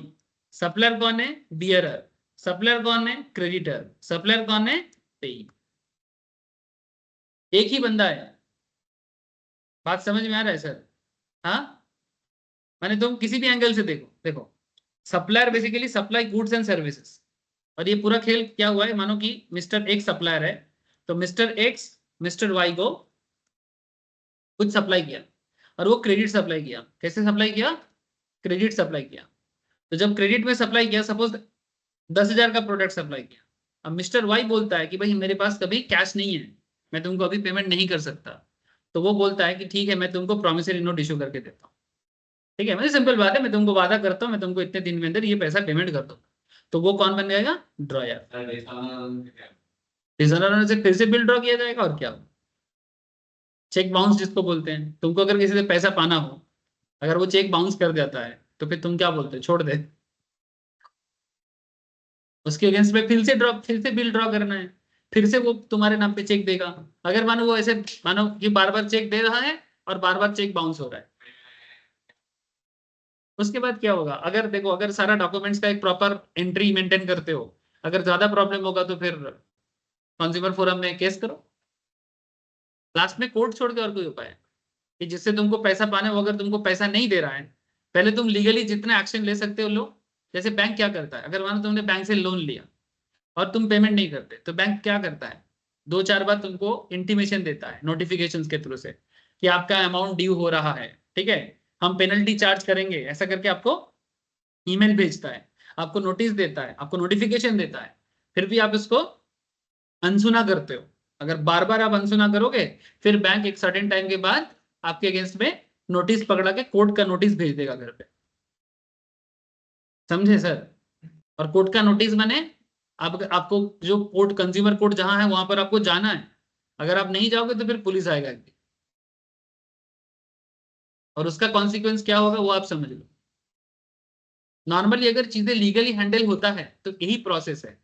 आप कोई बोलेगा सर हमारे देश में सब चीज इतना लीगली हैंडल होता है, यहाँ पर तो कोई किसी का पैसा मार देता तो वही उसको थप्पड़ मार देगा जाके, है ना, ठीक है, एकदम वसूली कर गया, पैसा पेमेंट नहीं होगा ना तो नेक्स्ट दिन मेरे गली के सामने से निकलेगा ना, वहीं पर ठोकेगा तेरे को, है ना। वो अलग चीज है, वसूली बाबा अलग चीज होता है, ठीक है, वो अलग चीज है। वो किताब में नहीं लिखा रहता है। किताब आपको लीगल प्रोसेस में किसी भी चीज को रेज करने के बारे में बात करता है। समझे सर? हाँ, नहीं तो वो जैसे बिहार साइड में चलता है ना, झारखंड बिहार साइड में कट्टा लेगा एकदम बंगाल में ऐसे नहीं चलता। बंगाल में कट्टा वगैरह किसी के पास उतना कम ही होता है। यहाँ पर अलग खेल है। यहाँ पर मैं खेल क्या बोलूं, ऐसे मान कि मेरा किसी का पैसा, हाँ हाँ क्या हुआ और मैं बोल देता हूँ इधर क्या होता है। इधर मानो कि तुमने किसी का पैसा मारा है, ठीक है, और वो उसको पैसा नहीं देना है, वो सीधा तुमको पॉलिटिकल धमकी देगा। ठीक है, पॉलिटिकल धमकी माने कि वो जो करंट पार्टी है उस पार्टी का या तो वो कोई लगता है या तो फिर उसका नाना पापा चाचा कोई होगा, ठीक है, जिसके झंडा उसके घर में लहराता है। बेसिकली यही लोग डर के मारे, ठीक है, डर के मारे झंडा के नीचे आ जाता है ताकि कोई उसका बाल भी बांका ना कर सके। एक्चुअली ये लोग लोगों का चीज लेके घूमता रहता है, और जब भी कुछ होता है झंडा के नीचे। अब झंडा के नीचे होने का क्या फायदा, क्योंकि यही लोग तो भीड़ है, ठीक है। और सरकार को जब किसी पॉलिटिकल झंड माने भीड़ जुगाड़ करना होता है, जो लोकल पॉलिटिकल लीडर होते हैं तो ये ही तो भीड़ बनाते हैं। तो जब भी इनके ऊपर कोई आके बोलेगा मेरा पैसा बाकी रखा है, चल तुम लोग इसके एकदम इसके सामने मत आना, कुछ नहीं है, कुछ नहीं है। जब तक पावर में है तब तक ये लोग शेर है। ये है बंगाल का सिस्टम। जैसे बिहार साइड में क्या है वैसा नहीं है, वो सब झंडा अंडा बाद में, सीधा कट्टा नीचे डालेगा, ठीक है, अपना हाथ फाटे उसका हाथ फाटे फर्क नहीं पड़ता, वो बाद में देखा जाएगा। हर जगह का अपना अपना क्राइम सिस्टम। छोड़ो दर्द ऐसे ऐसा सवाल करेगा तो मेरे मुंह से ऐसे ही निकलेगा ना, ठीक है, नहीं देगा तो क्या होगा। अब तुमको पता है आजकल ये सब मोबाइल में लोन चलता है ना, हाँ, ये पंखा ऑफ कर देना। ये क्या है ना, नाभी करके नबी तो ठीक ठाक है, नबी हर किसी को नहीं देता है, ठीक है। ठीक है हाँ, नबी तो अच्छा कंपनी है, वो तो फ्लिपकार्ट का ही मालिक है। हाँ हाँ हाँ, तुमने सही बोला, हाँ, लेकिन बहुत मैंने छोटा मोटा कंपनी भी है, लोन देता है। मैं आपको बताता हूँ, आपके फोन में आएगा यूनिट शॉर्ट टर्म लोन। हाँ, नॉर्मल मैसेज आता है, अगर आपको लोन का जरूरत है शायद वो लोन देगा भी आपको, मे बी 5,000 1,000 2,000। फिर उसमें ना 1,000 पे मानो आपको इंटरेस्ट मांगेगा 100 या 200, 1,000 टका अभी आपको दे देगा, 200 टका बाद में आपको रीपे करना है। तो बहुत केस में ना बहुत ही सब शॉर्ट टर्म लोन ना स्पेशली यूथ करता है, ठीक है। 1,000 का जरूरत है, दोस्तों से मांगेगा, शर्म आता है, वो ऐप के थ्रू से 1,000 का ले लिया, ठीक है। फिर बाद में 100 टका 150 टका उसको पेमेंट करना है। अब क्या होता है कि ये 1,000 करके ना उसको नशा लग जाता है, ठीक है। एक सर्टेन अमाउंट तक वो देता है, लेकिन बाद में जब वो लोन रिपे नहीं करता है, उसका सारे कॉन्टेक्ट एक्चुअली उसका पूरा फोन में जब लोन देता है ना, उसका पूरा फोन का सारा डेटा वो ले लेता है स्कैन करके। और फिर जब तुम बाद में रिपे नहीं करेगा, तुम्हारे सारे रिश्तेदार या जो भी तुम्हारे कॉन्टेक्ट्स में हैं वो सबको फोन मैंने मैसेज करेगा, ये बंदा मेरे से लोन लिया, ठीक है, पेमेंट नहीं कर रहा है। सपोज तुम जिस सोसाइटी में रहते हो उससे बाहर निकलोगे, सब तुमको देखेगा, भाई यही लड़का है, इसी का मैसेज आया है, पता यस है। सर, ऐसा मेरे फ्रेंड के साथ हुआ था सर। ऑनलाइन में मेरे को कोई बोल रहा है कि ऐसा उसके फ्रेंड के साथ हुआ है, आयुष को, ठीक है, ऐसा होता है। मेरे को भी मैसेज किया था सर। अच्छा, उसको मैसेज आया था, आयुष को मैसेज आया था उसका दोस्त के साथ ऐसा हुआ है, ठीक है, पता चल जाता है। इवन मेरे साथ भी एक बात है, एक पूना का लड़की था, मेरे पास पढ़ा था, ठीक है। तो बाद में एक दिन मेरे फोन पे मैसेज आता है कि ये लड़की ऐसे लोन वगैरह लिया है और पेमेंट नहीं किया। तो मैं सोचता हूँ कि ये मैसेज मेरे को क्यों आया, क्योंकि अचानक से ऐसे कुछ मैसेज आ जाने से ना थोड़ा चिंता होता है, क्योंकि मेरे कांटेक्ट में है, क्या कर दिया भाई। फिर मैंने देखा कि अच्छा, ऐसा कुछ कॉन्सेप्ट होता है कि अगर तुम लोन ऐसे मारोगे किसी का, तो वो कांटेक्ट को पूरा स्कैन करके सबको बांट देता है। तो बेसिकली तुम्हारा सोसाइटी में इमेज पूरा बर्बाद करके रखते हैं। सर उठा के जियो की जगह सर नीचा करके जियो। तो बी केयरफुल सर, ये सब फालतू ट्रैप में मत पड़ियो, ठीक है। छोटा छोटा पैसा का नशा मत करियो, क्या पता एक छोटा पैसा आपको एक इवन मेरा एक अपने क्लोज में ही एक जन का हुआ है। तो मैं सीधा जैसे मेरे को पता चला ना उसके बारे में, तो मैं सीधा जाके उसके पापा को बोला कि ऐसा कर रहे हैं। तो उसका पापा बोलता है कि क्या लड़का है, मैंने अपने ही बेटे के बारे में बोल रहे हैं कि क्या लड़का है, अगर इज्जत गंवाना है बैंक लूट के गवा। माने तुम किसी का 1,000 2,000 मार के सबके पास मैसेज जा रहा है, इज्जत क्या हो रहा है। अगर तुम कोई बैंक को लूटता धूम की तरह तो समझते भाई मेरा बच्चा टीवी में आएगा, है ना। ठीक है, ये उसका पापा उसको बोलते मेरे सामने ही बोल रहे कि लूटना है बैंक लूटिए, क्या लूट रहा है। क्या बोलेगा आजकल सब। Pay is the person to whom the amount. ये समझ में आ गया सर? तो कौन किसको प्रॉमिसरी नोट इशू कर सकता है और कौन किसको पेमेंट करता है, कस्टमर और सप्लायर का रिलेशनशिप को पता रहेगा तो ड्रॉयर, ड्रॉई, मेकर, पे, डेटर, क्रेडिटर एंड ये सब कॉन्सेप्ट क्लियर रहेगा। अच्छा, essential characteristic of A promissory note. अब चलो कुछ एग्जांपल्स पढ़ते हैं।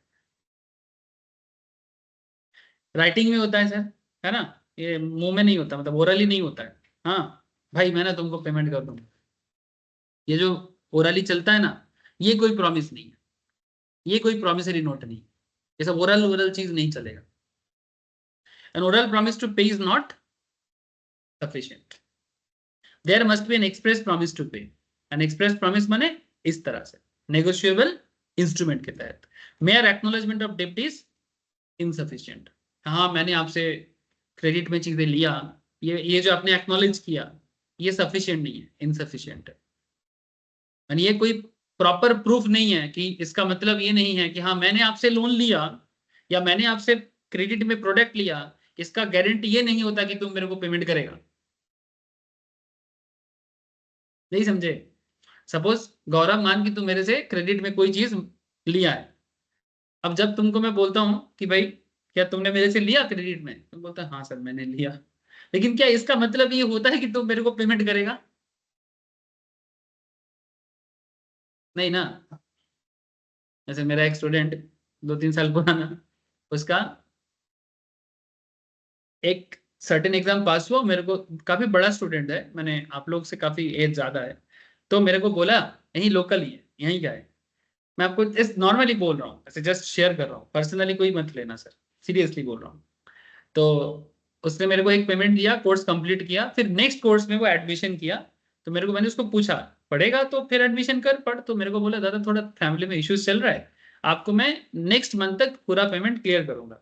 फिर पढ़ता रहा पढ़ता रहा पढ़ता रहा। कई बार तो मैं भूल जाता हूँ, अगर किसी से पैसा पाना होता है ना, मैं थोड़ा बोलना भूल जाता हूँ। ये थोड़ा भूल मैंने बेसिकली ऐसा नहीं है, याद रहता है भाई, जिसको पैसा पाना होता है हर इंसान को पता होता है, ठीक है, क्योंकि जो उसका रोजी रोटी है वो कैसे भूलेगा, सिंपल बात है, भूलेगा नहीं।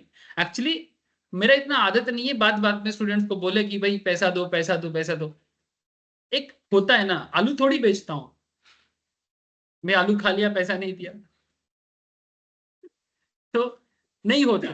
तो बेसिकली मैं उसको 1-2 बार इंटीमेट किया कि भाई तेरा पेमेंट बाकी है, क्लियर कर दे, अगर तू एक बार में नहीं कर पा रहा है कम से कम इंस्टॉलमेंट में कर ले, तेरे इश्यूज है इसलिए।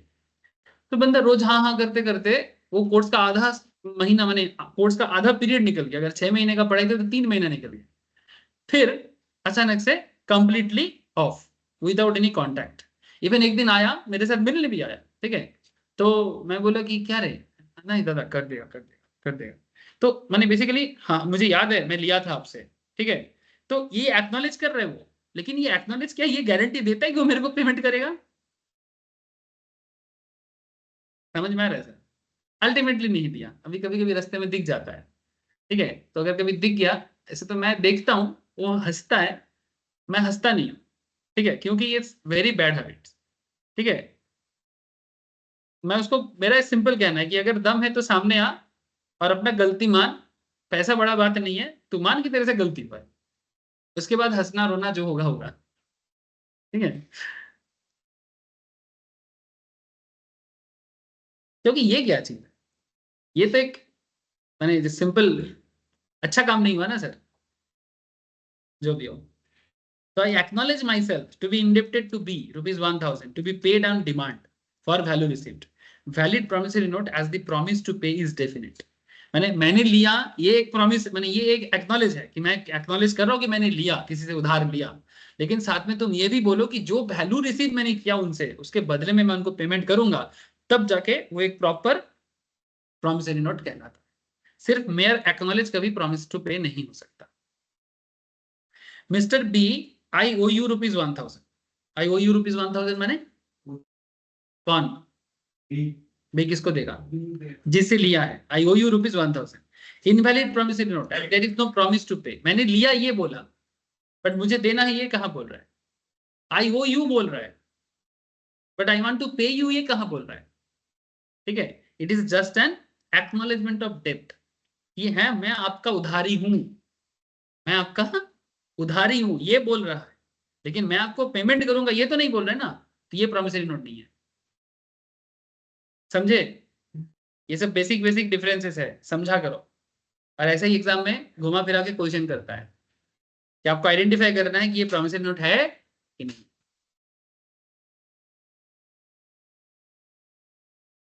द प्रॉमिस टू पे should be definite and unconditional. Payment करने का जो पॉइंट रहेगा वो डेफिनेट रहेगा और अनकंडीशनल रहेगा। Therefore, instrument payable or performance or non-performance of a particular act, माने परफॉर्मेंस और नॉन परफॉर्मेंस क्या होता है? क्योंकि ये जो भी पेमेंट होता है कोई भी काम के बदले होता है, समथिंग इन रिटर्न में होता है। समथिंग इन रिटर्न माने से फॉर एग्जांपल, चलो आप लोग परफॉर्मेंस के बारे में क्या समझ रहे हो आई डोंट नो, बट फिर भी आप लोग जो समझ रहे हो मैं उसी एंगल से बोल रहा हूँ। से फॉर एग्जांपल एक परफॉर्मर जो स्टेज में परफॉर्म करते हैं, चलो मान लो अरिजीत सिंह अच्छा गाना गाते हैं, या फिर कोई डांसर जो अच्छा डांसिंग करते हैं, वो अपना परफॉर्मेंस किया लेकिन उनका पेमेंट ऑर्गेनाइजर ने बाकी रख दिया, ठीक है। तो आई प्रॉमिस टू पे should be definite and unconditional, therefore instrument payable on performance or non performance. Actually यहाँ पर एक चीज होता है कि कोई भी काम कॉन्ट्रैक्ट एक्ट में ये चीज पढ़ा जाता है, कोई भी काम करने के लिए भी कॉन्ट्रैक्ट होता है और कुछ ना करने के लिए भी कॉन्ट्रैक्ट होता है, ठीक है। से फॉर एग्जाम्पल तुम किसी के साथ डील करो कि भाई तुम अगली बार एग्जाम में मत बैठना, ठीक है, बदले में तुम इतना पैसा रखना, ठीक है। तू मेरे दुकान के सामने दुकान मत खोलना, तू मेरी दुकान के सामने दुकान मत खोलना, बदले में इतना पैसा रखना। ये डील है, फेयर डील है। अगर कोई बंदूक के नोक के नीचे नहीं हो रहा है, इसको बोलते हैं कोआर्शन। क्या बोलते हैं इसको कॉन्ट्रैक्ट एक्ट में? कोआर्शन। किसी को धमकी दे के डरा के, "ए, दुकान मत खोलना मेरी दुकान के सामने"। हल्दीराम ने किया था ऐसा। कौन किया था? हल्दीराम ने किया था। हल्दीराम जानते हो? ये जो हल्दीराम प्रभु जी जिसका भुजिया खा खा के सबका पेट बढ़ता है, ठीक है। हल्दीराम प्रभु जी जिसका सोन पापड़ी आजकल एक कॉमन चीज हो गया है। कुछ नहीं तो सोन पापड़ी बांटते जाओ दिवाली के टाइम पे, ठीक है। आजकल सब दिवाली में बोलता है भाई सब दे देना, सोन पापड़ी का पैकेट मत देना, ठीक है।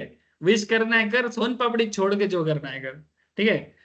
आजकल तो बंगालीज लोग भी, जैसे सोन पापड़ी का कल्चर नॉर्मली नॉन बंगालीज में ज्यादा है, ठीक है। दिवाली के टाइम पे बंगालीज में ये कल्चर नहीं था। आजकल बंगालीज भी चालू किया पहला बैसाख में। हाँ, कुछ नहीं तो शॉर्टकट में एक सोन पापड़ी का पैकेट घुसा दे रहे हैं। पहले बंगाली दुकान में ट्रेडिशनल कॉन्सेप्ट होता था, तुम जाओगे एक मिठाई का पैकेट बनाएगा, इसमें लड्डू देगा, गौजा देगा, नमकीन बनेगा, ठीक है, बना के देता था। ये ट्रेडिशनल कॉन्सेप्ट है। बट ये लोग बंगालीज लोग भी आजकल पहला बैसाख मनाते हैं ना। अरे जैसे दिवाली में लक्ष्मी गणेश का पूजा होता है, बंगाली लोगों का क्या होता है, वो बैसाख में, पहला बैसाख में लक्ष्मी गणेश जी का पूजा होता है, ठीक है। सेम कॉन्सेप्ट है, बस दिन अलग होता है, ठीक है। एक गर्मी में एक ठंडी में, ठीक है। अब वो सिस्टम ही हो गया। अब कोई भी सोन पापड़ी देता है ना, मैं चिंता में पड़ जाता हूँ भाई घर पे कितना सोन पापड़ी लेके जाओ, जो भी हो। समझ रहे सर? तो कहने का मतलब है कि कोई भी काम करने के लिए या ना करने का, हल्दीराम प्रभु जी ने क्या किया था, उसके दुकान के सामने एक पान वाला या चाय वाला था, ठीक है। उसको बोला दुकान हटा। वो बोला भाई तेरा दुकान से पहले मेरा दुकान है। वो चाय वाला बोल रहा है, मोस्ट प्रोबेबली एक बिहारी चाय वाला था, कोलकाता का, ठीक है। मैंने कोलकाता में बिहारी आज का नहीं है, बहुत पुराना है। मारवाड़ी भी बहुत दिन से है, बट बिहारी से बाद में ही मारवाड़ी है, क्योंकि बिहार पास में है, नॉर्मल बात है।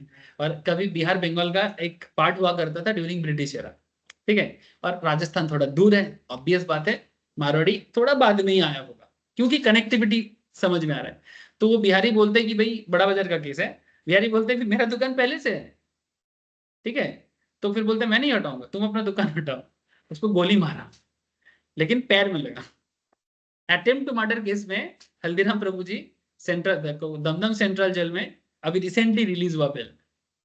इवन जब जेल में गया, वहां पर भुजिया बनाने का फैक्ट्री खोल दिया। जेल में जाके एक अच्छा काम किया। जेल में सबको काम करना पड़ता है ना, तो हल्दीराम प्रभु जी जाके बोला कि देखो आप ये पत्थर वत्थर उठा के क्या फालतू में टाइम वेस्ट कर रहे हो। मारवाड़ी दिमाग लगाया, बोला आप एक काम करो ना, ठीक है मेरे को तो जेल में रहना ही है, भुजिया बनाने का पूरा काम इधर फैला देते हैं। पूरा फैलाया, जेल में ही भुजिया बना, जेल से ही पैकेजिंग हुआ, मार्केट में आया, और जेल का इकोनॉमी डेवलप हो गया। माने वो जेल बेसिकली करोड़पति जेल हो गया। हाँ, खराब क्या है? खराब क्या है? फालतू में वो पत्थर काटेगा, जैसे मूवी में दिखाता था। हाँ, ये पत्थर काटेगा, उधर मिट्टी साफ करेगा।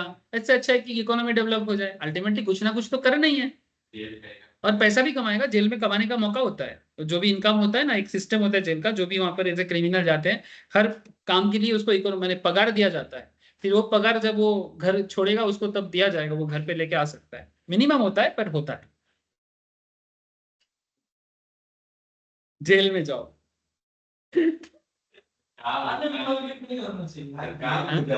नॉर्मल में तो जॉब नहीं है, जेल में जाके ही जॉब करते हैं। आपका बेटा क्या करता है? जेल में नौकरी, जो भी हो। यही सुनो सुनो सुनो, मजाक मजाक में बहुत कुछ हो गया। देखो, तो promise should be definite and unconditional. There must be instrument payable on performance or non performance. आप कोई बोलेगा तो नॉन परफॉर्मेंस कैसे होता है, मैं बता दिया आपको कि कोई भी काम करने के लिए भी कॉन्ट्रैक्ट हो सकता है और ना करने के लिए भी कॉन्ट्रैक्ट हो सकता है। और particular act on the happening or non happening of an event, मानी इवेंट हुआ तो भी, ना हुआ तो भी, are not promissory note. However, the promise to pay must be subject to a conditions which according to the ordinary experience of mankind is bound to happen. माने actually unconditional का मतलब ये होता है कि कंडीशन हो सकता है, नॉर्मली अनकंडीशनल होना चाहिए, बट कंडीशन जो होगा वो ऑर्डिनरी एक्सपीरियंस में जैसा होना चाहिए वैसा। ठीक है, जैसे एग्जांपल कुछ दिया यहाँ पर, I promise to pay B 500 7 days after my marriage with C, the promissory note is invalid as marriage with C may or may not happen. कौन बोल सकता है दुनिया में कि मैं इसी के साथ शादी करूंगा?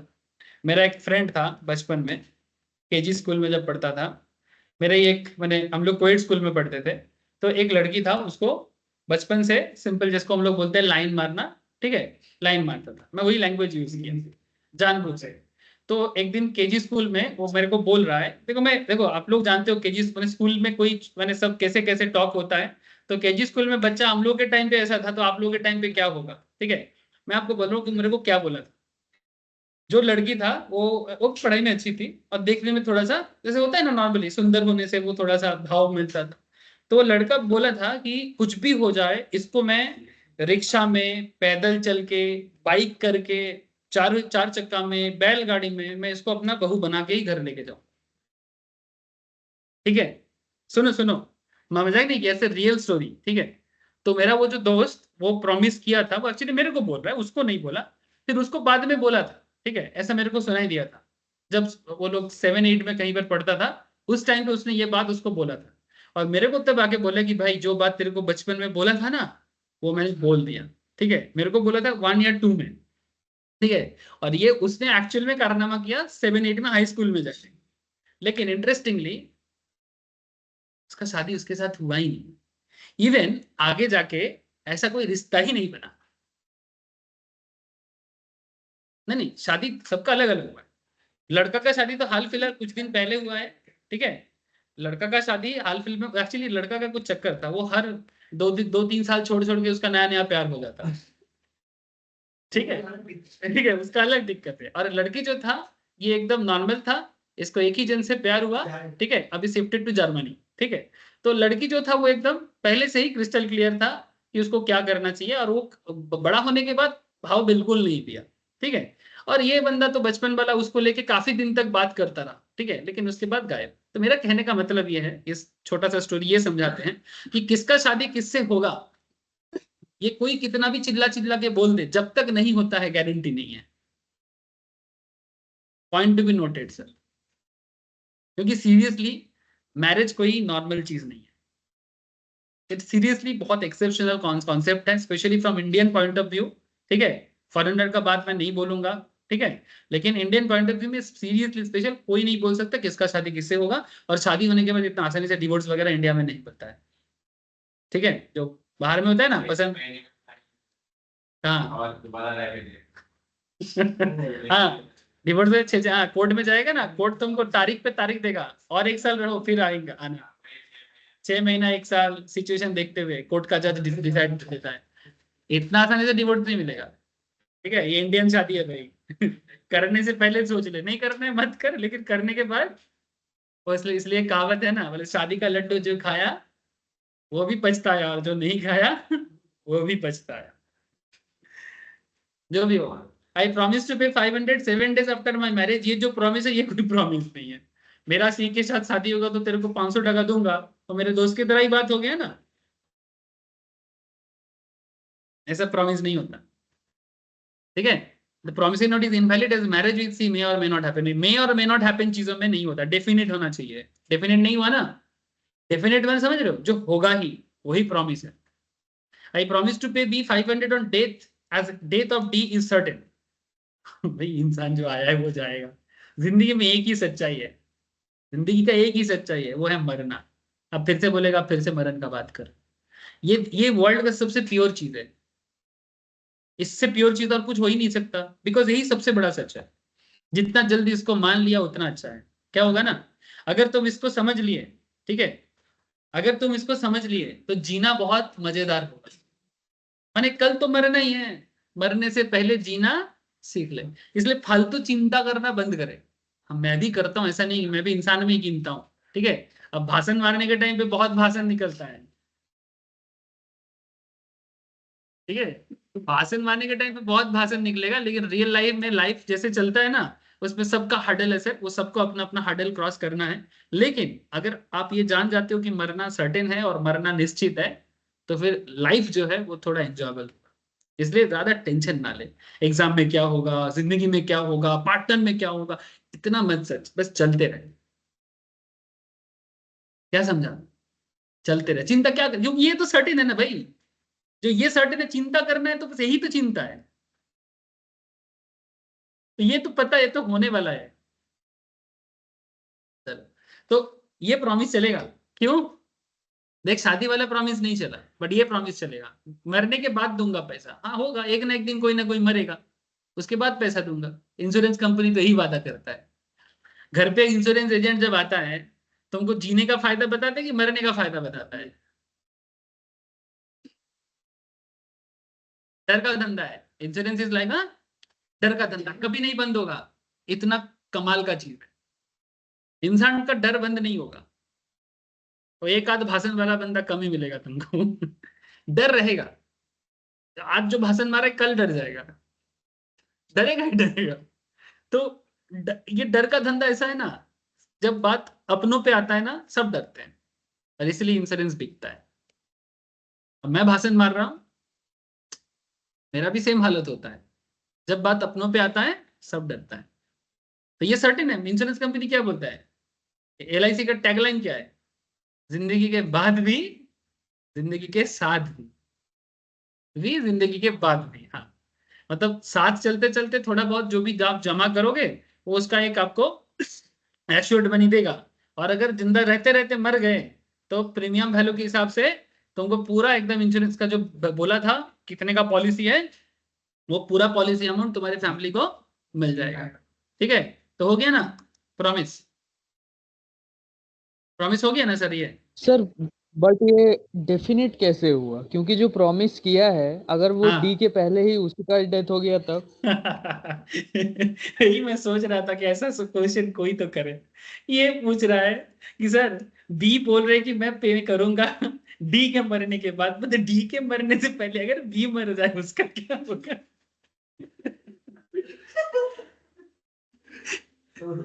भाई तू जीनियस है, तू जीनियस है, जीनियस ही ऐसा सवाल कर सकता है। नहीं सर, मैं बी के लिए नहीं बोल रहा हूँ सर, मैं बोल रहा हूँ जो प्रॉमिस किया है।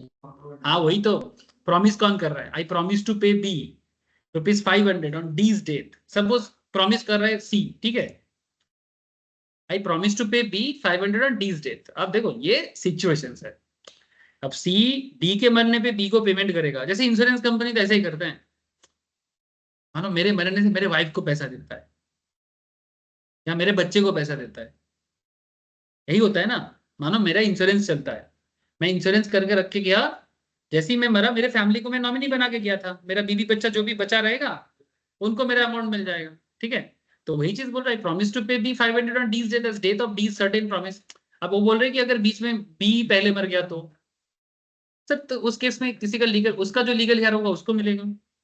मैंने, ये कोई क्वेश्चन नहीं है कि अगर वो पहले मर गया तो, अगर वो पहले मर गया तो फिर यहाँ पे डी के डेथ पे अगर बी को नहीं मिलेगा तो डी का कोई और होगा, से फॉर एग्जांपल। मैं समझ गया तेरा क्वेश्चन, चलो, लेकिन ये सब क्वेश्चन बेसिकली जबरदस्ती क्वेश्चन। डी का मानो बी जो है वाइफ है, ठीक है, बी के मरने पे, डी के मरने पे बी अगर वाइफ है तो उसको इंश्योरेंस कंपनी सपोज एलआईसीआई पेमेंट करेगा। ठीक है, अब बी का पहले मौत हो गया, हो सकता है बीवी पहले मर गया, हस्बैंड बाद में मरा, तो ऐसे हालत में इसको नहीं मिलेगा, फिर किसी और को मिलेगा। मे बी बी का बच्चा है कोई, मतलब डी अपना नॉमिनी चेंज कर देगा, मैं पहले बीबी को नॉमिनी रखा था, बीबी नहीं है तो बच्चे को नॉमिनी कर देगा, और क्या, कोई तो होगा लीगल हेयर। समझे? नहीं समझा? अरे नहीं समझ आया? आया? हाँ बोलते कि ना बोलते I promise to pay B 500 on D's date provided D leaves me enough to pay that sum. Invalid promise is promise is dependent on D's leaving behind money which is माने मैं तुमको सारा पैसा कर दूंगा अगर मेरा पापा मेरे को पैसा देके जाता है तो ये क्या बात है? तुम्हारा पैसा पापा तुम्हारे लिए बहुत कुछ देके जा सकता है, हो सकता है तुम्हारे लिए कुछ भी नहीं रखा, ये अनसर्टेन है। पापा किसी के बच्चे के लिए कितना पैसा रख के जाएगा ये अनसर्टेन है। किसी का हस्बैंड किसी की वाइफ के लिए कितना पैसा रख के जाएगा अनसर्टेन है, कोई नहीं बोल सकता। ये सब अनसर्टेन चीज कभी प्रॉमिस नहीं किया जा सकता, यही हो जाता है इंडेफिनिट। ठीक है, promissory note must be signed by the maker, otherwise it is incomplete and ineffective. Promise to pay money only, बार बार बोला, I promise to pay B 500 and to deliver to him my black horse on 1st January next. It is not a valid promissory note as promisor needs to deliver its black horse which is not money. तुम deliver में क्या कर रहे हो? Black horse का delivery कर रहे हो। I promise to pay B 500 and to deliver to him by black horse on 1st January. ये प्रॉमिसरी नोट नहीं हुआ, क्योंकि प्रॉमिसरी नोट हमेशा मनी का होना चाहिए। ये तुम मेरे को कुछ दिए थे, बदले में मैं तुमको पैसे के रूप में प्रॉमिसरी नोट दूंगा, या जिसका तुम इनकैश करके पैसा ले सकते हो। घोड़ा देने का प्रॉमिस को प्रॉमिसरी नोट नहीं कहते। घोड़ा हो, बिल्ली हो, कुत्ता हो, कुछ भी, ये सब चीज का प्रॉमिसरी नोट नहीं होता है। प्रॉमिस टू पे सर्टेन सम होना चाहिए, माने पेमेंट जो होगा वो निश्चित होना चाहिए। आई प्रॉमिस टू पे 500 और other sums which shall be due to him, promise is not invalid as the amount payable is not certain. माने मैं 500 भी दे दूंगा और जो भी बाकी है सब क्लियर कर दूंगा। अरे जो भी बाकी है क्या होता है? हम लोग बोलते हैं ना बाकी जो है सब क्लियर कर देंगे आपका। अरे भाई क्या है, कितना क्लियर करेगा बोल? मेरे को 1 लाख मिलना है तेरे से, नहीं 500 देगा और बाकी भी दे दूंगा। भाई कहाँ 500 कहाँ बाकी? क्लियर बोल। 50,000 देगा, 70,000 देगा, 60,000 देगा, क्लियर कट बोल। समझा कि नहीं समझा? ठीक है। अरे बोलते बोलते मैं थोड़ा सा ना नहीं नहीं जैसे झगड़ा होता है ना वैसे कर देता हूँ, आप लोग पर्सनली मत ले लेना।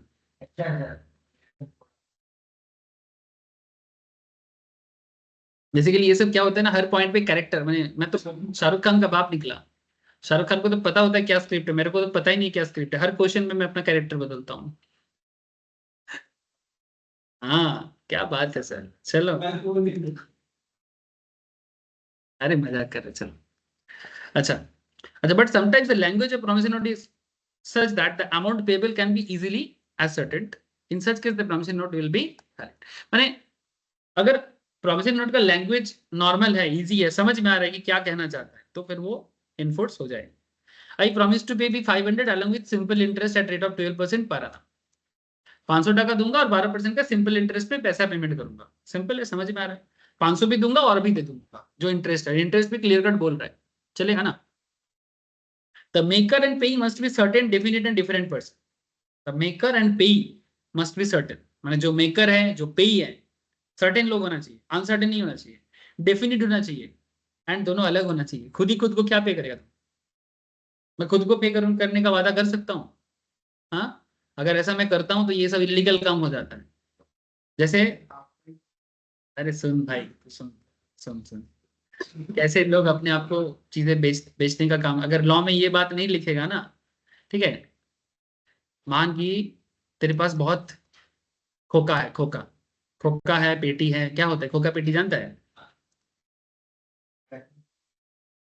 मुंबई में अंडरवर्ल्ड के टाइम पे ये सब शब्द यूज किया जाता था। एक खोका एक पेटी, ठीक है, एक खोका एक पेटी। एक खोका माने 1 करोड़, एक पेटी माने 1 लाख, ठीक है।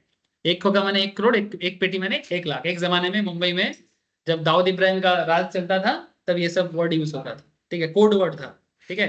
एक खोका भेज, एक पेटी भेज, ठीक है, इस तरह से फोन में बात होता था। खोका पेटी लोगों को समझ में तो कोड लैंग्वेज की तरह यूज करता था। चलो वो सब अलग बात है, लेकिन मान के तेरे पास ब्लैक मनी है और तू चाहता है तेरा ब्लैक मनी को वाइट करेगा। अब तू अपना ब्लैक मनी को वाइट करने के लिए कोई प्रैक्टिसिंग सीए सीएमए के पास गया, स्पेशली चार्टर्ड अकाउंटेंट ये सब काम में माहिर होते हैं, जो प्रैक्टिसिंग सीए होते हैं। वो क्या करेगा, तेरे नाम पे तेरे नाम पे नहीं, तेरे से पैसा लेगा। सपोज इसको तेरे दुकान में काम करे, कौन करेगा? इसके दुकान में चाय बेचेगा, चलेगा ना? कैरेक्टर प्ले चलेगा ना? मान की अपना हर्ष ज्योति तेरे दुकान में चाय देने आता है, ठीक है, ऐसे केटली लेके, गुस्सा तो नहीं कर रहा ना, एक केटली लेके, ठीक है, कैरेक्टर प्ले हो रहा है, ठीक है, ड्रामा में जैसे होता है, एक केटली लेके और हाथ में कुल्लड़ लेके आ गया, ठीक है। अब मान की तू बैठा था, तू ढूंढ रहा था कि किसको ओनर बनाया जाए, तो हरज्योति को बोला भाई एक कंपनी का मालिक बनेगा। वो सोचने में बैठ गया कि क्या होता है ये सब चीजें। बोले तेरे को कुछ नहीं करना है, महीने में एक आध बार आना है, चेक साइन करना है और चले जाना है, ठीक है। और तेरे पास ब्लैक मनी लेके कौन गया, मान की तू ही प्रैक्टिसिंग चार्टर्ड, ये बंदा है अपना ब्लैक मनी का ओनर, ये तेरे पास आया, तू क्या किया, चाय वाले को बना दिया कंपनी का मालिक। अब तू क्या कर रहा है, ट्रांजैक्शन, अब कंपनी खोल लिया, बैंक अकाउंट में अकाउंट ओपन कर दिया, ट्रांजैक्शन दिखाना है, फेक कंपनी बनाना तूने, अब सारा फेक ट्रांजैक्शन दिखेगा। अब फेक ट्रांजैक्शंस में तुम खुद भी खुद को बेच सकता था, लेकिन लॉ मना करता है। ऐसे खुद यहाँ पर भी क्या करता है ना, फेक कस्टमर बना दिया जाता है। मान कि तुषार एक तेरा पसंद जान पहचान का है, दर्श है, उधर स्नेहाशीष है, ठीक है, ये लोग भी है, ऋषिता वगैरह भी है, जान पहचान का सभी लोगों को कस्टमर बना दिया, सबका आधार कार्ड दिया, कस्टमर बना दिया, ठीक है। अपने डेटाबेस में दिखा रहे देखो ये मेरा कस्टमर है, वो मेरा कस्टमर है, हाँ क्या, ठीक है। कस्टमर बना बना के तुम सेल दिखा रहे, जो भी सेल, एक्चुअली सेल कुछ हो ही नहीं रहा है, लेकिन अब धीरे धीरे तुम सेल दिखा के तुम्हारा बिजनेस ट्रांजैक्शन दिखा रहे, जैसे जैसे जब ऑडिटर आए तो उनको दिखे कि भाई सब कुछ एकदम बिजनेस का हुआ है। अब उसमें तुम खुद भी खुद को सेल करके चीजों को मैनिपुलेट कर सकते हो, लेकिन लॉ उसमें थोड़ा चाबी लगा दिया, भाई खुद खुद को कैसे सेल हो सकता है, ये कॉन्ट्रैक्ट के बाहर है। लेकिन जब खुद खुद को सेल नहीं कर सकते तो फिर अभी इलीगली फेक बिल बना रहा है, रैकेट चल रहा है, रैकेट पे रैकेट चल रहा है फेक बिल का, समझा। तो अगर एक बात लॉ इग्नोर करता है, उसी बात को लेके पड़ जाएगा, भाई कहाँ लिखा है बताओ खुद खुद को सेल नहीं कर सकता।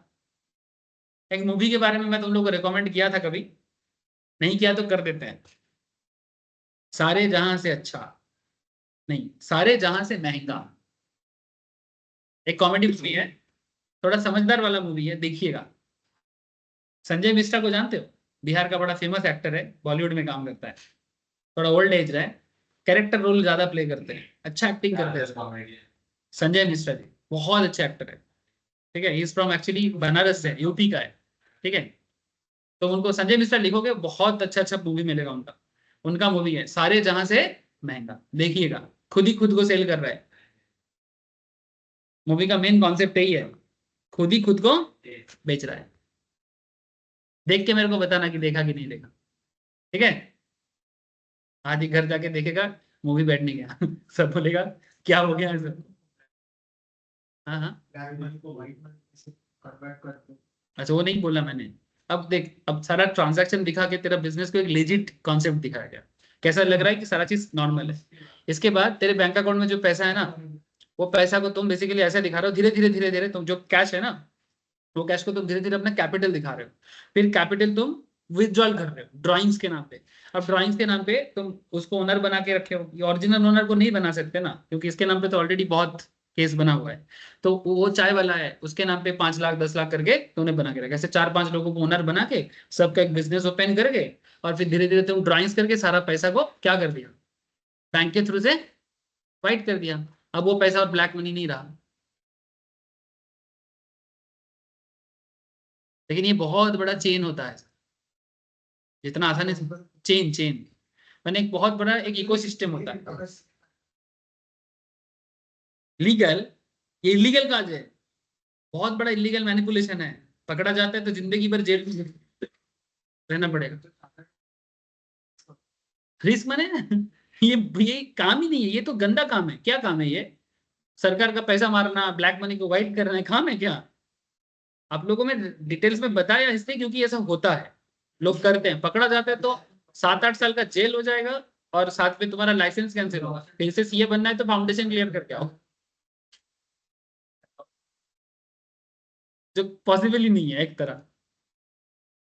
8 साल पहले जेल में रहेगा, 7 साल, फिर से फ्रॉड का केस लगेगा तेरे को। छोड़ो, सब चक्कर में मत पड़ो। जैसे एक समझा रहा था कि कैसे फेक बिल जनरेट हो सकता है, खुद ही खुद को सेल दिखाना, रिलेटेड पार्टी को ट्रांजैक्शन करके अपने ही लोगों के अंदर एक चीजें बनाना, बहुत खेल होता है, ठीक है। इसलिए यहाँ पर क्लियरली बोला था, maker and payee must be certain, definite and different person. A promissory note cannot be made payable to the bearer. Section 31 of the Bank of India act 1934, जो बाद में Reserve Bank of India act बना, only the Reserve Bank or central bank can make or issue promissory note payable to bearer, जो note मिलता है। Only सिर्फ RBI ही कर सकता है, और कोई नहीं ये चीज कर सकता। Only the Reserve Bank or central government can make or issue promissory note payable to bearer, जो होल्ड करेगा उसका। लेकिन बाकी केस में the maker and paying must be certain, definite and different person. ठीक है। Stamping. A promissory note must be properly stamped in accordance with the provisions of the Indian Stamp Act. Stamp Act माने उसमें क्या होगा, stamping होगा registration की तरह। And must be duly cancelled by maker signature और इनिशियल ऑन सच स्टैम्प और otherwise. माने एक स्टैंप होता है जिसके तहत गवर्नमेंट का एक रेवेन्यू होता है, ठीक है, उसके तहत वो वैलिड होता है। रेवेन्यू स्टैंप से सरकार के घर में एक अमाउंट जमा होता है, तभी जाके सरकार उस प्रोमिसरी नोट को वैलिड करता है। इसको बोलते हैं ड्यूली स्टैम्प्ड। जैसे आप कभी एग्रीमेंट करोगे ना, सपोज रेंट एग्रीमेंट बनाते हो, उसमें भी एक ड्यूली स्टैम्प्ड होता है। अगर वो स्टैम्प्ड नहीं है तो वैलिड नहीं है। एग्रीमेंट हो सकता है बट कॉन्ट्रैक्ट नहीं है। हाँ ठीक है, ऐसे स्टैम्प्ड करके रहेगा। कभी देखना एग्रीमेंट पेपर में, दिखा दूंगा कभी। ठीक है, तो ये प्रोमिसरी नोट का डिटेल्स था। ठीक है, अब मैं आपको बिल्स ऑफ एक्सचेंज ज्यादा स्टार्ट नहीं करता, लेकिन आप लोग का एक होमवर्क रहेगा। आप लोग प्रोमिसरी नोट को अगर समझे हो ना, तो बिल्स ऑफ एक्सचेंज आपको हो जाना चाहिए।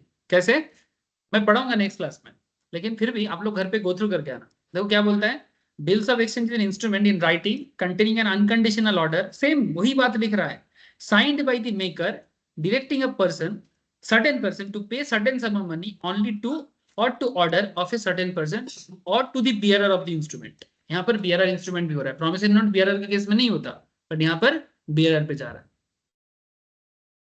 जिसके पास होगा वो उसका बन जाएगा।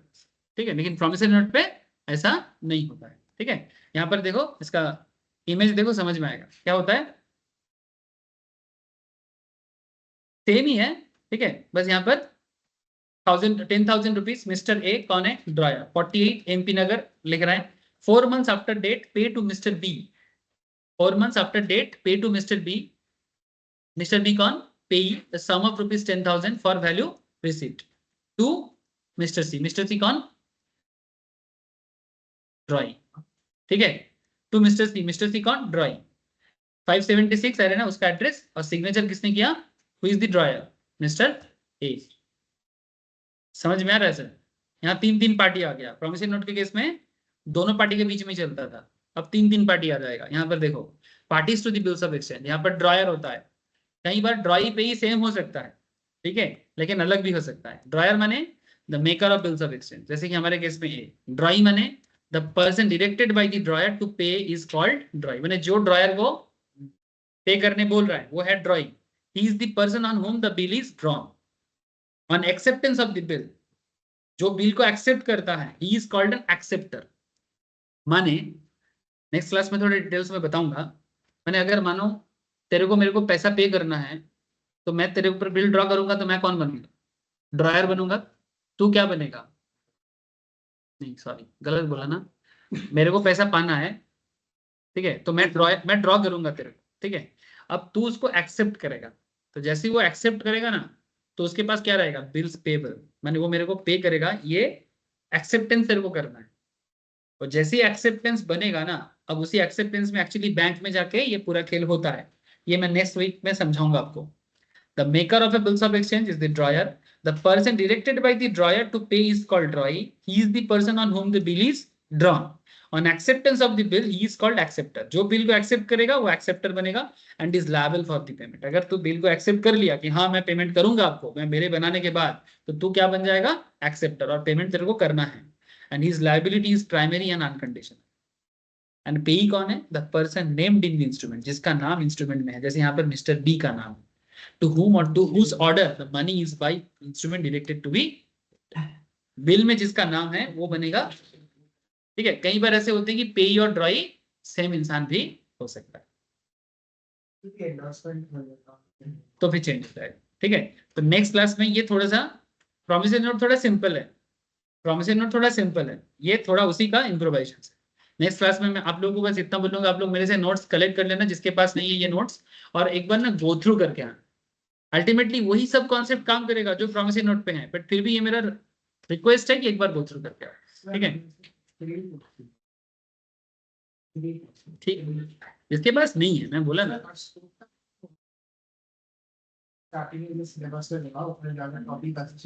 हाँ, ठीक है। ठीक है ये समझ में आया कि नहीं आया? ठीक है ठीक है, एक बार गो थ्रू करके आओ, फिर इस नोट्स के नीचे ना प्रैक्टिस क्वेश्चन भी मिलेगा जो एग्जाम में पूछता है। ठीक है, वो भी आपको बाद में प्रैक्टिस करने को मिलेगा। ठीक है, थैंक यू सर, बाय फिर। Okay sir, bye bye bye sir. Sir, tata bye sir, tata, good night sir. Bye sir, good night sir. हाँ एक second, bye sir, bye sir, bye sir.